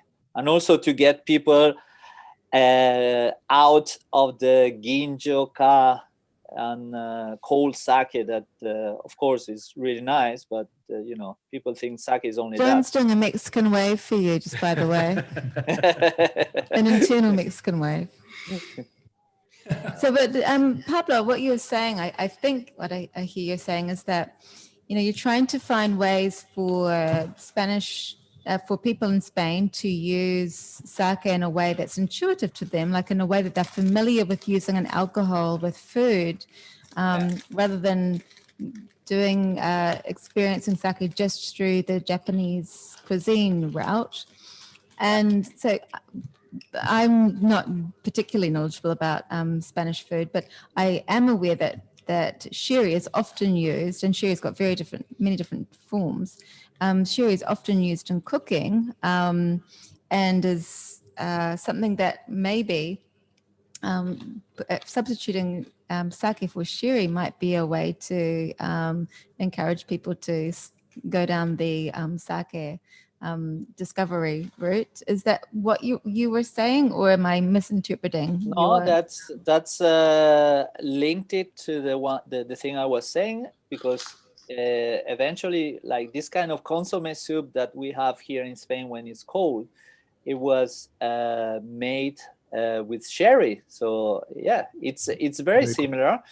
And one thing, guys, I don't know in Japan or in other countries, but here in Spain, the big surprise for me is that aged sake, it's I mean, people who try sake for the first time, they have their own like, oh yeah, this is strange, it's nice, but I'm not used to. But when they try the aged sake, they are like, this is something familiar, and it's because I completely understand that. I completely understand that. From my last trip to Spain, where I was actually with Pablo, we drank out and about quite a lot.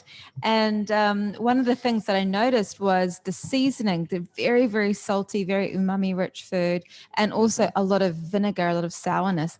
And often the pairing would be perhaps a slightly oxidized sherry, or even an oxidized natural wine would go brilliantly with the food pairings. And so something like a namazake that is maybe gotten a little bit oxidized would actually give you that same olfactorial and the same flavor and after aroma sensation that you would get when you were drinking like an oxidized natural wine or a sherry, perhaps. It's so true. I was really a fan of sherry, probably more so than wine, I think, before I started getting into sake. And I didn't discover aged sake until I'd come to Japan a long time. Well, maybe I had some in the UK, but I don't remember it. But when I did have aged sake, there's no doubt about it. It's got some notes in there which are reminiscent of sherry. And just on the theme of soups, I have to say I've been experimenting with sake pairing and soups a lot recently as well, and things like Russian soups go really well, like borscht, for example. Yeah, we pronounce it, I think it is really used to pair with sake, and a lot of the Russian soups and other soups as well in Europe, like Prague and places like that. So I think there's a lot of potential with soups. It makes a lot of sense. Yeah, and what do you think about the aged sake culture in Japan, or at least outside Spain?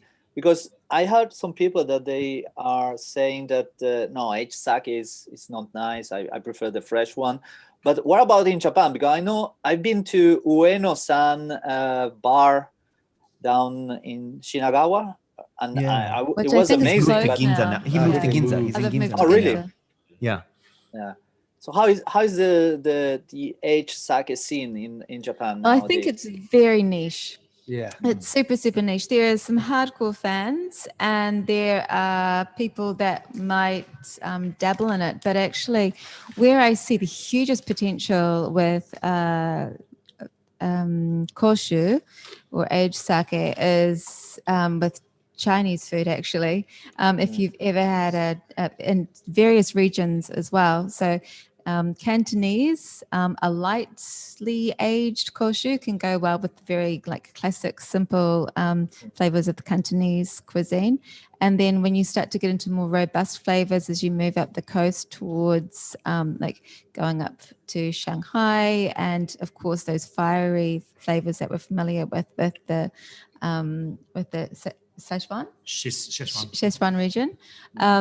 The very sweet and rich koshu are very good for offsetting those spicy notes because it has a lot of residual sweetness, and that can really cover up some of the sting in the sancho pepper bite of some of those cuisines. So I've really enjoyed actually getting to know koshu again through my recent travels through China and through Hong Kong and Taiwan. But that it can be true for any many cultures and many different food varieties. So I think actually food pairing, and this is where I think we need to really ignite influencers like Pablo, because these influencers are the educators to create trends and movements. We need people like Pablo to exhibit what the potential and what the deliciousness is, so that for people to replicate it. You can tell people, but until people experience, they're not going to believe you.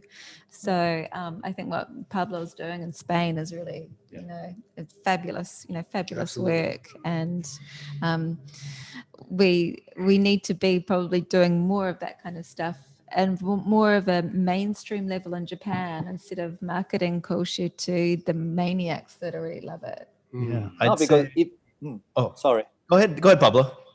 Yeah, no, I was saying that the advantage of kosher is that you can keep it, and you have again something that is very wine world. So it's the vintage or something like that, And fresh sake lacks of that, and people when you're trying to sell a very expensive Junmai Daiginjo, they are saying like, "Wow, this is really nice. I will keep it for many years." And you are like, "No, you don't need to keep it. You have to drink it as soon as possible."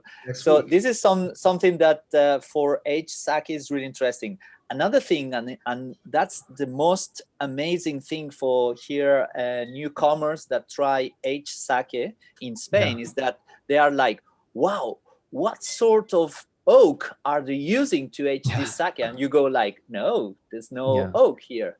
So this is amazing, and this is something that, of course, some people I heard are doing aging in wood.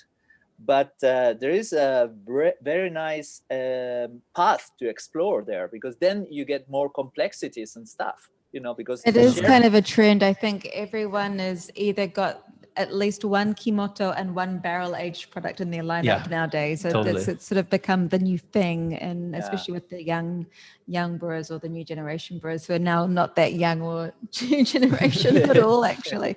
Sorry, I shouldn't be laughing about that. That's the process everybody has to go through. But if you think about aging sake, you think about it now, you see it and you think of it as quite a recent trend perhaps in Japan. But it can't be if you think about it. The sort of ages the sort of vintages that sake breweries they would have had to have started this years ago, right? So it's something that's been around for a long time, but I just think probably in Japan there's never really been a market for it. As you say, it's still very, very niche at the moment now. There's also a tax issue. A tax issue. There is the tax issue. I wasn't going to get into that in this particular show. I think we have touched on it before. We've done it before, haven't we?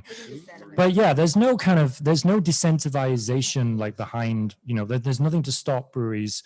They don't lose out by aging anymore. So I think that's why probably more than doing. But yeah, definitely. I think in Japan as well, it's just such an underexplored part of sake. And I think there's so many, misinformation and kind of not enough promotion about it. The other big trend that we have in Japan at the moment, well, I guess it's possibly happening by accident in other parts of the world, is where sake breweries or sake distributors or sake shops or even restaurants themselves are aging fresh or regular release sake at a variety of temperatures. Some people are aging the sake at room temperature, some are aging it at -5 degrees, some are aging it at whatever their restaurant refrigerator is, to develop more complex flavor profiles and aromas, or for a sake to settle and mellow.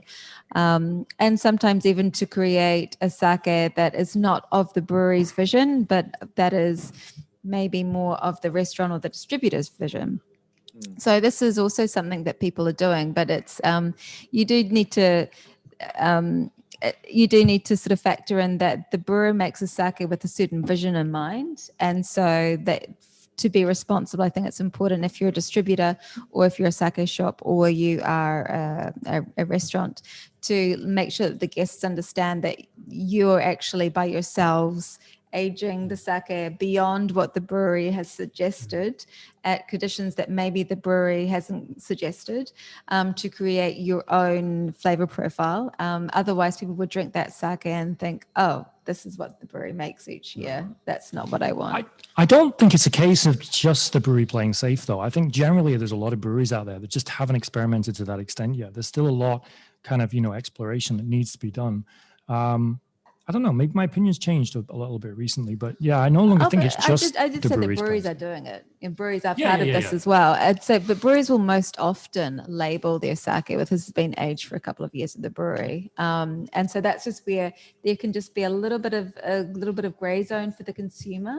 And so, in terms of transparency, I think it is kind of important that we do give as much information to the end consumer as possible, so that if they really like the sake, they can maybe think about, hey, well, that's something I might want to try. But I think I encourage this. I think it's great experimenting with temperature ranges for storage to create different flavor profiles.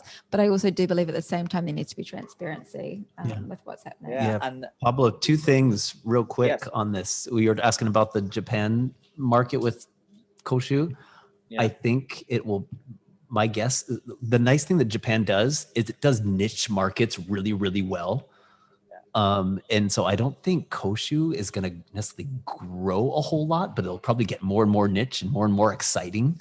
I have a feeling is just more different. I think the premium markets are going to diversify in Japan as people get more into it, and that'll just become even more and more interesting. I don't know if it's going to grow to become huge. I can't imagine Koshu as a style becoming really big in Japan. You don't see a potential even now for that kind of thing? I don't think it. It is a niche market. Yeah. I think it's going to expand more and more as a niche market. In terms of restaurants, I see it very much in terms of innovative modern cuisine, especially the Nordic sort of that Nordic cuisine, or maybe the like Alberi, the many children of Alberi style cooking, and that there's a certain, I would guess, a certain like apathy or just kind of saturation that's happening in the moment with talking about super premium. I think a lot of people go, oh, super premium, oh, that's too mainstream.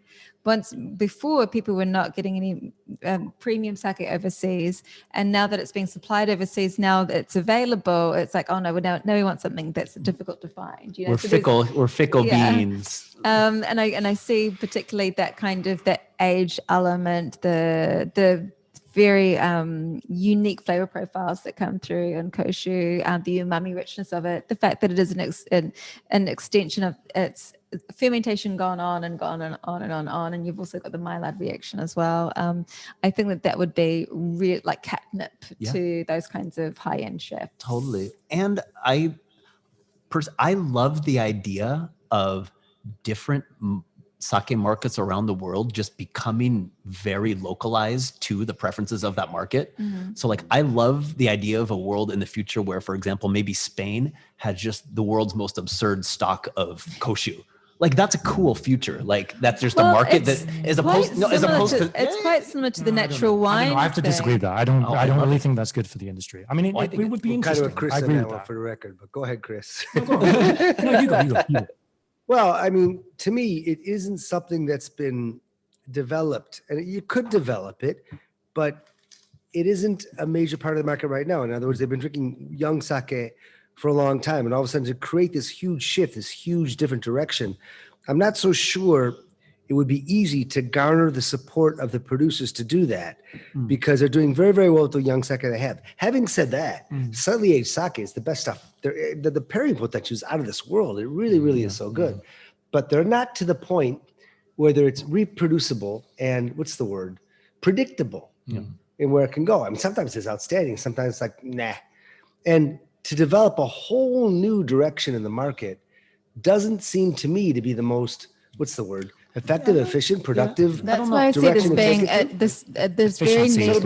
It'll be niche. That's why I see this very niche sake becoming a very a popular pairing product in the lineup of very niche restaurants like Norwegian or modern Spanish or innovative French or whatever. Cheese. And mainly and cheese. Like someone wrote in the comments. How often do you sit down and eat a whole plate of cheese? You know? well, I do, but no. To be honest, I think it's always going to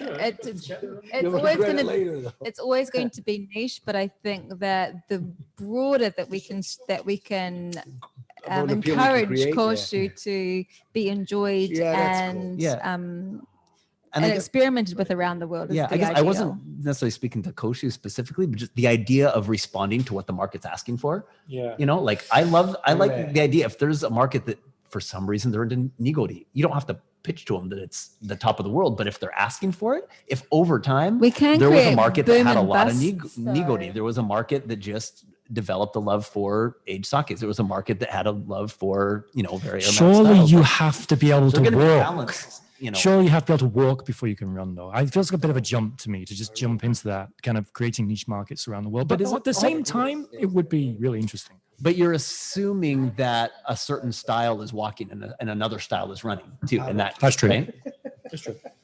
But for instance, going back to Spain and is Pablo still on the line? Yeah, he is. He's coming in right here. Are we having the most contentious debate in our 2-year history here?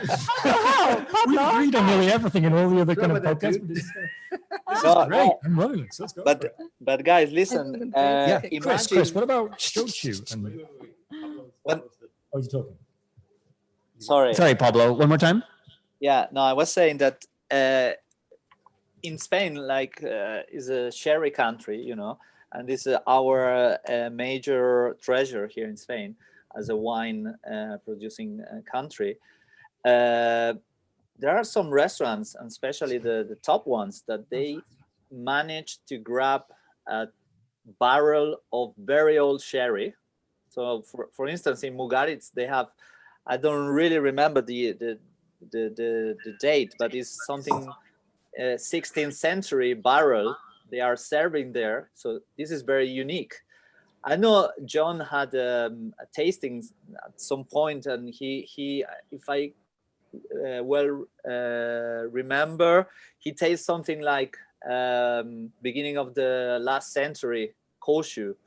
I don't know if it's that right, but anyway, to find something like that, then you get another element into the drinking experience, which is history. Imagine that you drink something when wherever president or wherever a major thing happened. I know that after 100 years, drinking 2020 sake will be a major thing for the corona. For sure. Hey, well, actually, I was thinking about the other night, Pablo, because I was at a Japanese Spanish restaurant in Tokyo, a very good restaurant, Aka, by the way. If you ever have the opportunity, please go. And we were drinking the pairing course, and they had a sherry, which they aerated. You know how they do the thing with the long. I hope you know what I'm talking about. Yeah. I think you used to do it when you used to work in a Spanish restaurant, no? Yes. Yes, right. So, and last time I was in Spain, we were in San Sebastian, and I fell in love with chicory. Yeah. chakori, and they aerate it by pouring it from a very high height. And I'm thinking also for a sake that is oxidized, for example, a namazake that's gone a little bit namahine, or as they say, like an off nama style, actually that kind of aeration is a great way for bringing a sake back to life. And so perhaps that's also something that could be, you were saying before you wanted to create more intuitive ways for people to enjoy sake, maybe through the vehicle of food, but maybe even during the vehicle of serving it, the way it's served, aerating it from a height might also be a way to kind of appeal to people that actually with sake, aeration can create a lovely, have a lovely effect on sake. What do you think of that idea? Yeah, I think it's kind of, I mean, as long as it makes sense, it's good. I don't want to do it just because it's something. No, well, it's specifically for namazake, and namazake that's gone slightly. Because here in Spain now, some restaurant they ask me to get a barrel of sake, and then they want to pour the sake with the kind of something similar to the thing that we use here in Spain for the sherry, and I'm like, yeah, it's good, but it's just a show. It doesn't make sense. But for that kind of situation that you are putting here on the table, I think it's really interesting. In fact, when I had a talk with the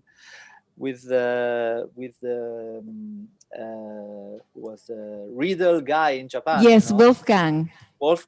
He said that at some point he had a problem with the sake bottle, and then they put it in a decanter, and then they were like shaking it, and then they pour it, and it was perfect.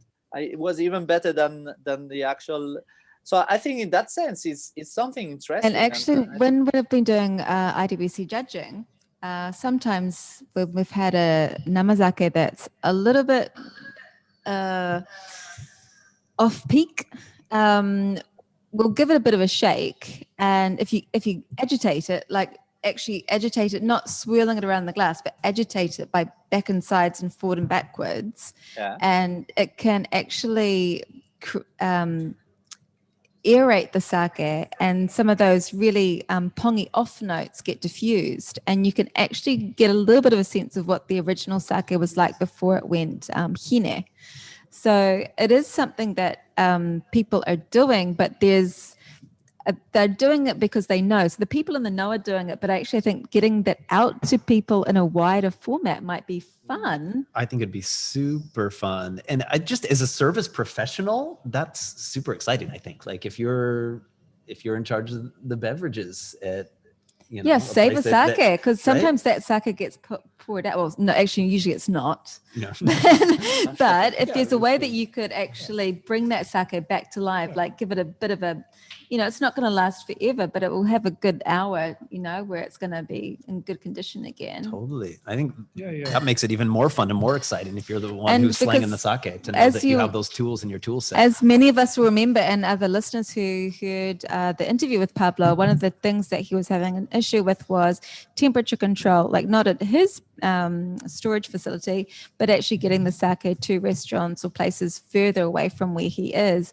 And that is probably going to perhaps maybe create some temperature damage issues. And so again, this could be a way to put a bit of life back into a sake that's feeling a bit tired after a long hot trip somewhere.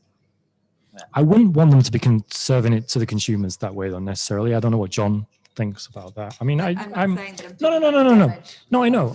I understand completely what you're saying, but I do, that's a bit of concern for me. It's like suddenly, getting sake that's kind of past its best and just doing that to it, decanting it essentially, is that a good thing for the industry? Again, I don't know. It's, I'm not saying one way or the other. I'm just kind of we trying to look at the other side of the coin. We need to fix storage and shipping. So fundamentally, but until then, Well, might be a Band-Aid. One mainstream way of promoting it. Yeah. And if we've got like 56 tangents, that's even, that's great. I don't know. All right. So Pablo, we're running late. I have one last question for you. A user was asking us about sake and cheese, and possibly atsukan or kanzake and cheese. Your thoughts and feelings. Well, it's really funny, this question, because we were doing some sake talks over the when we were here in the close down, and I don't know how, but we started to talk about warm sake and cheese, and then there were all these people say, yeah, let's do it, and do it with gorgonzola, and then finally we did it, and it's something that it's amazing. But I mean, for not only the warm sake, I mean, you have different cheese here in Spain as well, and you can play a lot. But that particular warm sake with the Italian gorgonzola cheese was amazing. I had a little bit here, and I was talking and all that, and it went so fast that it was something that they were supposed to be together always, because it was something that it went perfect. And I think the temperature was also a really important factor to keep it in your mouth and make it maybe a little bit warmer, and the melting pot and in your mouth it's something that it's amazing, and especially nowadays that is getting colder. So I think it's an alternative, and also it's a good way to get people that are not into sake, or they might think, this warm sake is something horrible. But if you give it like, hey, this is a pack, you get the cheese and you get this sake, you warm it up, you eat the cheese, and is an experience. And I think this is a good way to surprise people, but with something that it really works. Yeah, there's pretty much no misses in that setup. Well, actually, I was interested to hear that you use gorgonzola, because when I was in Spain, I loved all of the famous sheep's cheese. Is it manchego? Yeah, manchego. Yeah, manchego. Yeah. And I had so much manchego, and we were drinking so much wine. I understood why the wine was so piquant and so sour. It's because it needed to match that kind of piquancy of the sheep's cheese. But I think that when you warm sake, you can draw out some of that acidity, and you can actually make it quite spiky as well, but different temperature. And so again, I'm thinking like manchego and kanzake, especially very hot, maybe atsukan sake would be really great. Here in Spain, we have said that it's like, we say que no te la den con queso. That means they can make you a trick by giving you cheese, and that's because in the old days people were tasting wine, especially red wine, and they would give cheese to the buyer. He would eat the cheese and then drink the wine, and the wine would taste really nice. So it was a trick to sell wine, especially this red wine. But with sake, of course, it's different, because many people, maybe they don't like the warm sake in its own. But then with food, and to me, it's also similar. I mean, for me, it would be very hard to have a canned sake as an aperitif. I would like to have it with some food. So I think it's in this sense. And of course, Rebecca, the gorgonzola was because something that you can find, everybody knows and all that. But I guess a similar cheese we have here in Spain is in Asturias, and is a little bit similar. It has a little bit of, the color is similar to the Roquefort. So it's a little bit more greenish kind of cheese, and very, very spicy. And it's also very interesting to have with sake. I'm on the next plane. Pablo, I will follow you on this journey to the end of the earth. I'm actually going to swim, maybe. Yeah. That is brilliant. It's quite late over there, right?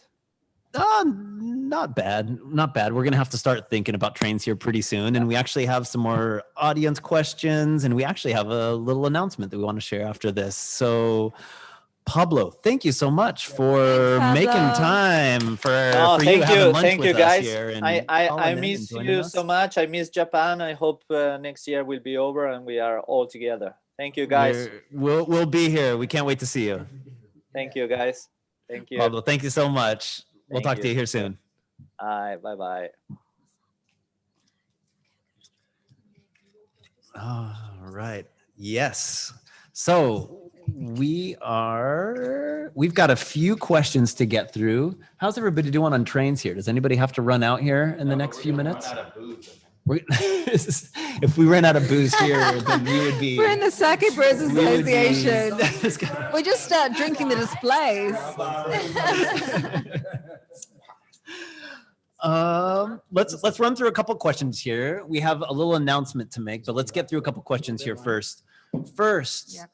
Sake export legislation. By the way, the last cheese question that was from Antonio. So Antonio, thanks for asking that. And we were lucky to have Pablo on the line so we could get some more fantastic perspective on that one. Sake export legislation. This is from Richard. I'm guessing this is pertaining to the license that they supposedly put into effect a year ago for export specific. Oh, that's 1 year old. That right? Yeah. Is it 1 year old? It was about export specific, setting up a. Yeah, if you're going to export specifically, and basically nothing came from that. Yeah, as we expected, as we said, that would be the case, right? Sorry. Yeah, we'll see. Well, what we were just talking about. Yeah, apparently it got extended or whatever, but it gets back to the kind of what we were talking about earlier in the show is with the Hasegawa deal and all these things are over time. They're going to roll out little things to make things a little bit more accessible. What? There was also a massive backlash from breweries when that came out. Oh yeah. Massive. Yeah. It made no sense. A year ago on the reunion show, we basically went in and we couldn't figure out why. It might have been extended, but it might have been because there's a serious threat to tax dollars. If people were going to protest. And they're not just going to pull something the second they announce it too. So I think they genuinely thought it was going to help the industry, but for all the reasons that we gave in the last show, it wasn't. Sorry, but it wasn't well thought out. It's like I remember Cool Biz. Cool Biz is like there still is a platform which promotes cool and innovative business ideas. I remember there was a Cool Biz idea which was for business salarymen to continue wearing their suits at work. They could just wear it with the arms of the suit cut off. Meanwhile, long sleeves and a tie and pants. There's sometimes we have some curious little things like that pop up. A great idea potentially, but maybe not. Whatever happened to Happy Friday, or what was it, like the last Friday every month? You can leave the office by like 4 o'clock. That happened. That lasted, and I know a company that took part. That lasted until the next week. Right. One of the companies that participated in that lasted until the next week. Yeah, it was around. None of the companies did it. They just basically refused. They went, well, we're not going to do that.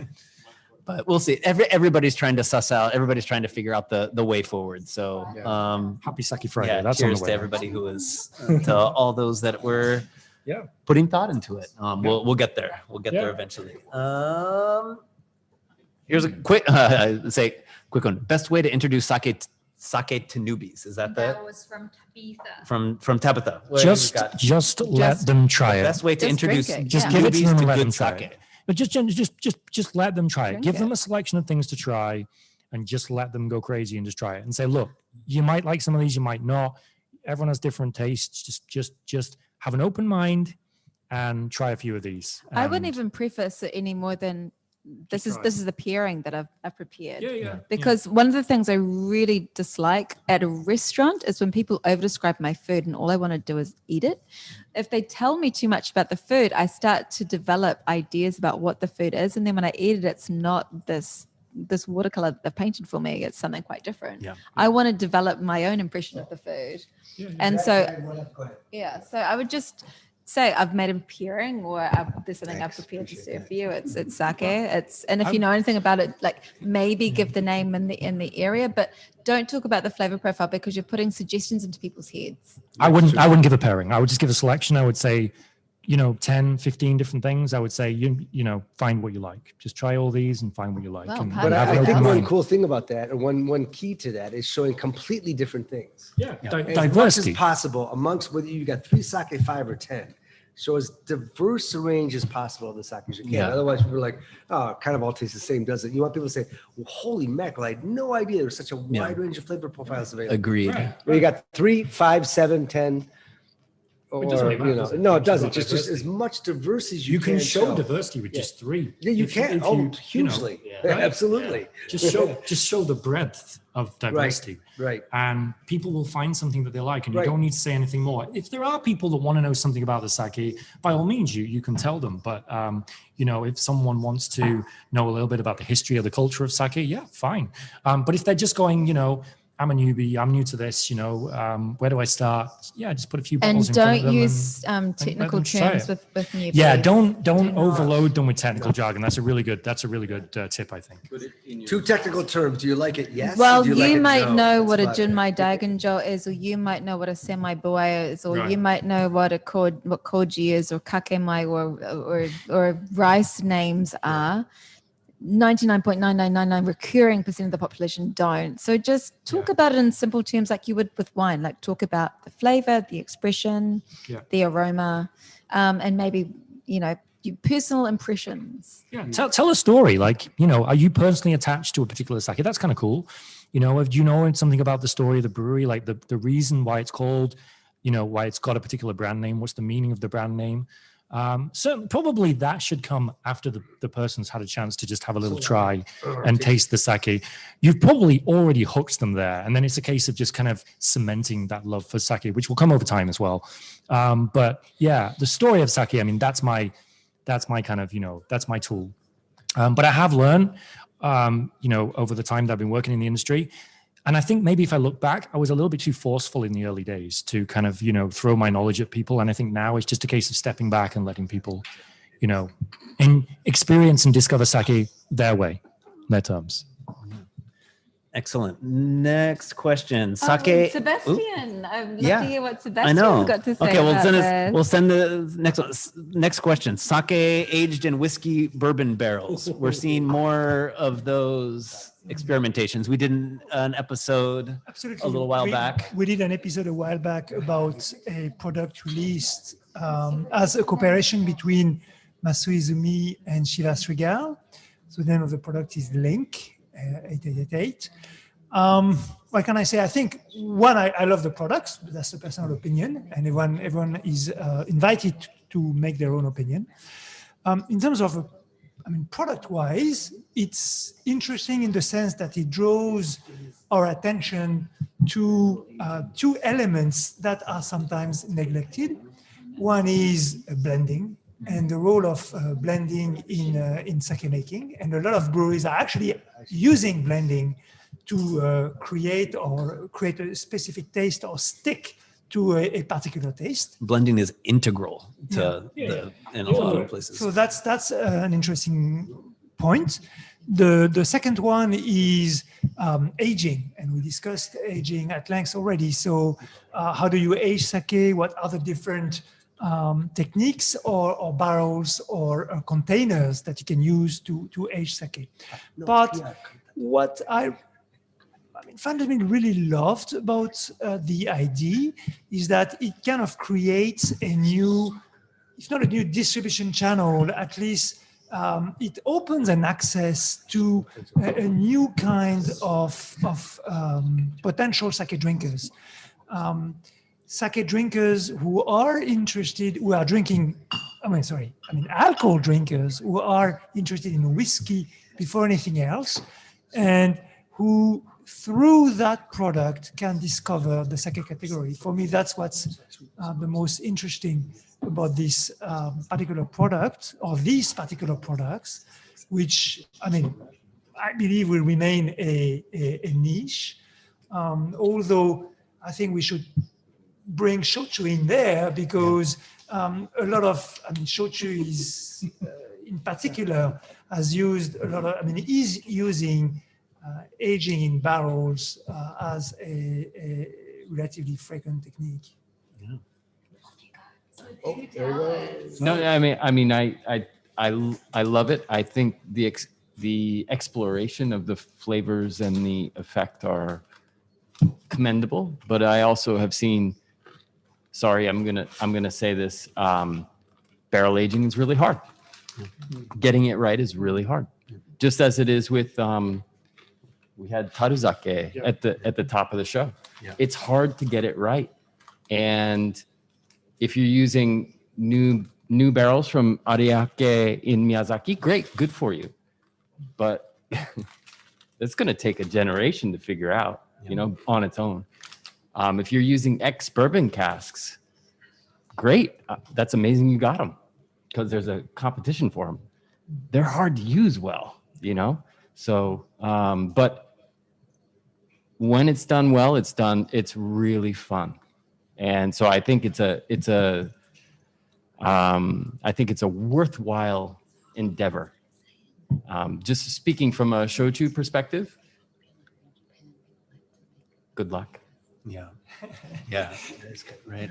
I did try it, and I have to say, I don't know which one I tried. Did I try the year before? Right. Well, the year before, I mean, it had those nice sake elements, which obviously I'm looking for in a sake, but it also had those kind of I didn't really detect the whiskey-esque elements on the nose, more on the palate, I think. I mean, But I think it's a long topic. We should go to the episode that we recorded about that. Clearly, the objective was not to have necessarily very strong whiskey notes, but just have cask influence. Yeah, it lacked a bit of acidity for me on the finish. I think I said that, like, it kind of feels a bit like languid on the end. But if perhaps the year after you fix that, and it's kind of, but that's just a personal thing. Just a thing I noticed, and I was going in, I was a bit skeptical. And actually, when I tasted it, this is good. This is interesting. This is good for the industry. I think this is interesting. I guess one thing to keep in mind when it comes to sake, so the idea of aging in wood doesn't really exist in sake. Like, people talk about taruzake, but taruzake, it wasn't for aging. It was for shipping, which is a completely different function. And you drank it quickly. And they drink it quickly. And so now, right? So now you have taruzake as a product, and it's used in Japan, it's associated with very specific things. And it's a delicious product. People overseas have, and I guess it's because it's an interesting story. People overseas think that taruzake is a much more significant part of daily consumption of sake than it is here. Minor. Like, so often people will come to me, like, I will be guiding someone that, we want to drink all of that taruzake that you're drinking. Like, we're not drinking all of that taruzake. Well, if I speak from I used to work for a distributor, and I don't know why, but we used to get a lot of taruzake coming our way. I don't know why. We used to get a lot of this same, maybe two brands used to send us taruzake as if they thought it would be interesting for the Western market, and it was cheap, so we used to because the sell Western market is interested in it. Arguably, it could be. Exactly. There's a story here. Yeah. And good product is good. Yeah. And if you've got a good taruzake, but if you've got like taruzake appearing on a menu in another country a lot, then obviously that's going to give them the impression that in Japan they drink it a lot. And I hope that I hope that they are drinking the taruzake out of the masu cups that they insist on drinking everything out of, because the masu cups the only thing they don't drink out of the masu cups. Yes. Because that would make sense. I mean, because overseas, most of the restaurants that I've gone to that are that serve sake will serve me sake even if I request it in a wine glass or a ceramic cup. It'll be served in a masu glass because that's how they do it at their restaurant.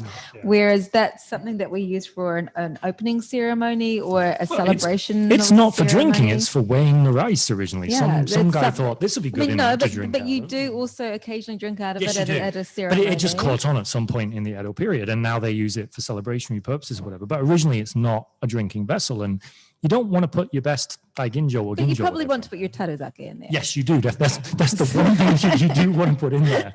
But a lot of places, that's the only thing that they don't put in their masu. Forgive me if that's wrong, by the way. Yeah. I mean, that was when I was working. Yeah. But anyways, thanks for asking the question. Yeah, absolutely. Yeah, great question. Yeah. And I guess with taruzakes, there's a lot of potential with that too, because they haven't really explored what you can put in there from a profile perspective. And and you're not allowed to actually add anything. You like in the wine world, sometimes you actually add the wooden staves into the wine, right? But you're not actually able to add anything in the sake world. You're allowed to age things in barrels, but you're not actually add any wood, so to speak. Absolutely. So that does limit what you can actually do, because if you really want to get like flavor or aroma from the wood of the barrel that you're using, you're talking a long time of aging in that barrel, realistically, I think. Yeah. Depends what type of barrel you're using, of course. Yeah. So we're coming up on a long show. We've got a couple more questions here, which we will try and get to, but we do have a couple things that we did want to share with our listeners, the ones who were so kind to stick with us through this long session. Frank, if you wouldn't mind putting a little something on the display there. So in the midst of this, all that's been happening over the last few months, we've been thinking about how we can further bring sake to not just our listeners, but a more diverse group of listeners, not just in this podcast format, but in a way that allows people to see the faces and meet the people who are thinking about sake in a whole lot of different ways. Because as John was mentioning earlier in the program, that sake bandu, there's about 1 million different ways you can approach all these different things. And the nice thing about, I don't know if it's a nice thing, but with everything that's happening in the world, sake education and access to information about sake has almost become better, possibly exponentially better as a result of all this stuff. John as right? well. Absolutely. Pioneer. Absolutely. That was the right response.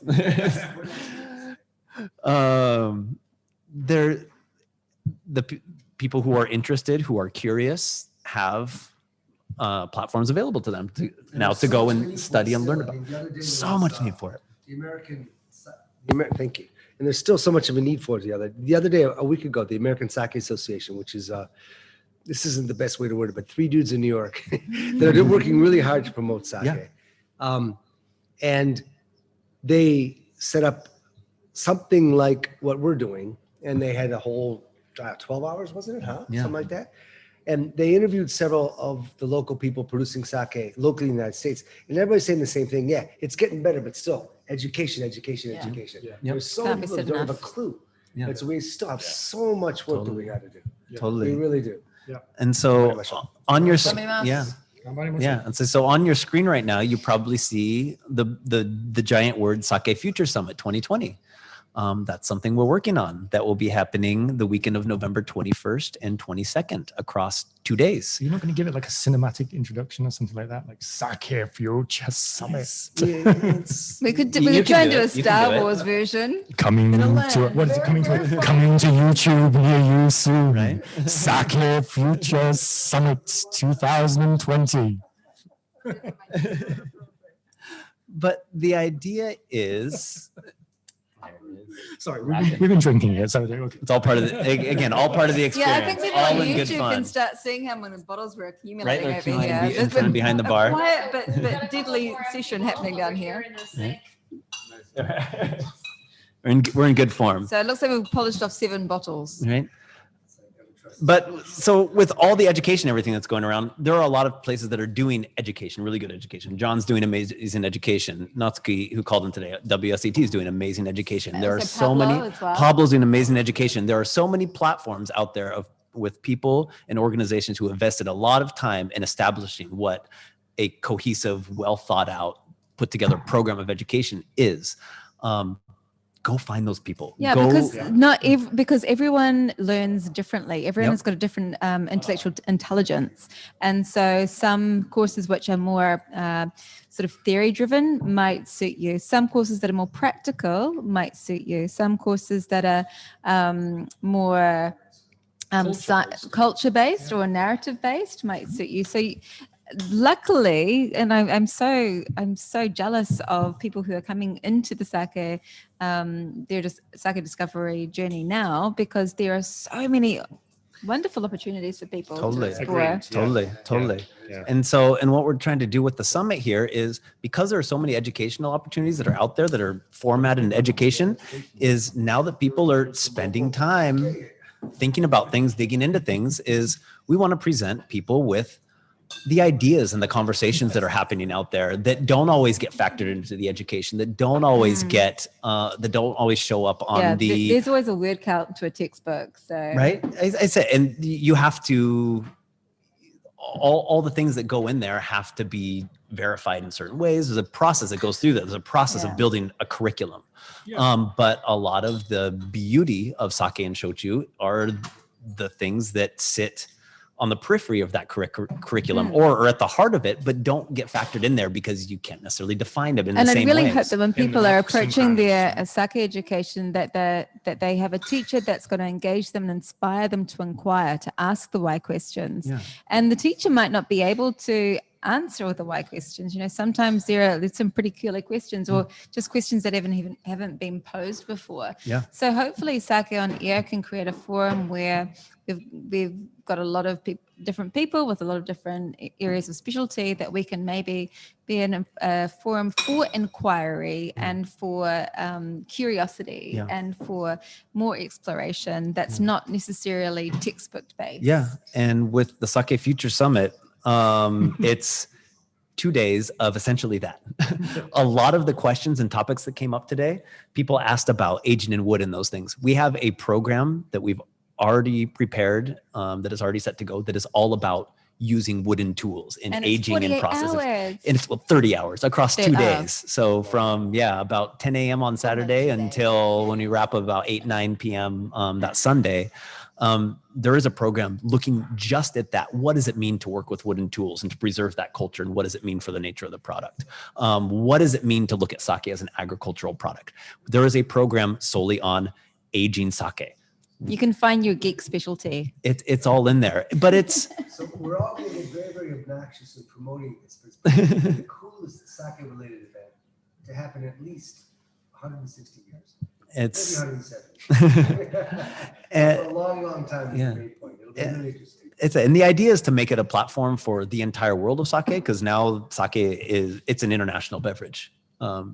A lot of it comes out of Japan, but at the end of the day, it's an international beverage, and it's yours as much as it is ours, and everybody else is here. And so, and with the inability to travel, this is the best way that we can get all of that international experience and all of that knowledge, awareness, and inspiration to your earbuds. And so, about half of the content is going to be stuff from Japan about the very questions that a lot of people had today with some of the people that are the most qualified to talk about that. And about half of it is going to be from various locales around the world, from Europe, from Asia, from the Americas. And so you'll get a chance to learn about, there's not going to be a Sake 101 course. There's not going to be how do you make sake course, but hopefully there will be a lot of stories as to why you should care about sake and shochu and what makes those things exciting. So we are going to be doling out information about this very, very soon. We'll start letting you know about who's going to be on and what kind of programs are going to be happening. Already about 85-90% of the programs are fixed. It's pretty much ready to go. We're just fine tuning a few things. And there might be some late announcements. There will probably be some late announcements, all of which we are can promise will be rather exciting. So stay tuned, and there will be a whole lot more, not just Sake on Air, but also Sake Future Summit coming your way very, very soon. And this one will be 2020. 2020. Yeah, this is 2020. Like the real one, not 2020 in 2021. No. This is going to happen this year. All things considered. And there will be a little bit of shochu in there too. We promise. It is. We have factored there's shochu, there's awamori, there's in the more general terms of alcoholic beverage. The Japanese definition of sake. Most certainly nihonshu and shochu. And awamori. Maybe some liqueur as well. We'll see. But we're super excited about this because we had a question as well too about how did the show get started. Not so much how the show got started, but one of the original goals with the show was how do we get these kinds of stories that really make the world of these categories super exciting and really, really special. How do we get those out into the world? And we thought this was a good platform to do that. A podcast is an amazing way to do that. And because of our listeners and your support and your interest that we've gotten over the last couple of years, you have proven to us that we weren't wrong. Thank you. And we've been able to do that, but it's always been a challenge to get a lot of the Japanese language content out there. We want to show you the faces. We want to show you the places. We want to show you the people that are doing the stuff as well too. And so this is going to be a bit of a new experiment, a new foray into video as well. But now that everybody is kind of used to this format now, I think it should be it should be accessible and enjoyable. And this content is going to happen in a format that you can engage in for 2 days. And then it's going to be available forever as well, too. So this is going to be a resource to everybody out there. And so the idea is broken to up into contribute to digestible Yep. sections, so you don't Right. have to watch the whole 30 marathon. hours in But one go. but everybody, if you've exhausted your, right, if you've exhausted your Netflix account during lockdown, we've got you covered. You can binge the Sake Future Summit for a weekend. Comes highly recommended. So yeah, binging that's what we sake got. in terms of watching, not in terms of drinking. Let's just make sure that that's very clear. You can drink with us. But Oh. So I think we're going to tie a bow around it, and Yeah, I think so. We had one last little question here talking about shuki. It's glassware from Mr. Robert Yellen, the man of the man of- Robert, we have to speak Rob, to what are you Robert. doing? Yeah, Ask that we've got to question. ask Yeah, him his Talk to me about question. that question, Rob. Robert, front of the Next time queue. Rob will be here. Right. Actually, That's session with a- Rob. that's something we've been- I am nominating a session with Yeah. Robert And it'll Yellen. be a It's been- 120-hour session. So tune in for Awesome. that. And I think we should do it on tour. I think we should all go and hang out with We them. should all, That's we a all good need to go to idea. Kyoto. Basically, Robert, we're all coming to stay. Because I There's think a- we really should make that a session. Right? We definitely They're doing the go-to campaign right now, right? Yeah. That's right. Is he on the go-to campaign? Right? Yeah. Deals. Absolutely. We can save money. Robert, we will leave that question to when you are sitting in this seat together with us, and we'll make that happen very, 'cause very that's soon. a big answer. That's the way to deal with that. Next to you. Either Yeah, way. so, but wait, there's Let's more. think about those things. But wait, there's Can't more. have that, It continues. Right. Yep. To 2 years and 2.5 hours. So then, Really? Was it that? Oh, wow. I need to get. Everybody got we need Yeah. refill. We Got need something. to. You got there? One, two, three. What's that? Imada-san, sorry, we seem to have emptied the refrigerators. It wasn't me, it was Marie. okay, well, you get in here too. Hold on. Marty was killing it with the whole. Oh, Yeah. Nakano-san says he can't wait I'm to see feeling the quite summit, lit. Sake Summit. Nakano-san, thank you for tuning in. Thank you. Thank you for following along. Thank you for all these comments. Thank you. Can I get you a glass, sir? So we're wrapping things up. We're tuning things down. We're getting ourselves sorted out. It's a little bit difficult because now some of us are a few sheets to the wind. We'll get there. But once again, thank you to all of you who are listening from wherever you are around the world. Sending you much sake love, and thank you so much for hanging out with us these last 2.5 hours. We're just gonna go 2 years and 2.5 hours. 2 years and 2.5 hours. What's it? Now we're just going to do a quick photo shoot. Just a moment. Please bear with us while we do some PR. Shochu!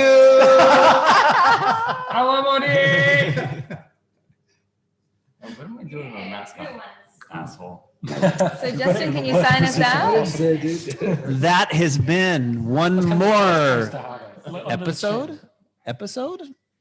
outing of Sake on Air, broadcast from the Japan Sake and Shochu Information Center for the first time in a long time, actually. This is the first time we've been able to get together and get back to our old base of operations, and made possible with the fantastic support of Imada-san and the Japan Sake and Shochu Information Center. Frank, not just mastering the boards today, but the visuals, the cameras, the everything and anything and everything in between. We should, Marie, can you turn around a camera at Frank? Turn around a camera at Frank. We got to get Change we the got to get this GoPro. man on here. Get a GoPro. Oh, that Get- camera right there. yeah, get So that's it. Oh, we got it. that one. We got it. So everybody who enjoys Sake on Air, as you can see the extent of what we do. This is pretty much it. That's the man. Someone's working. If it weren't for Frank, there would yeah. be no sake on it. He's literally got his Sake and Frank. right. He's got Pretty his much. fingers on the Pretty dials much. of everything that's Pretty happening. much, The pretty fact much. that this looked like a proper, like cultivated TV show was because of him.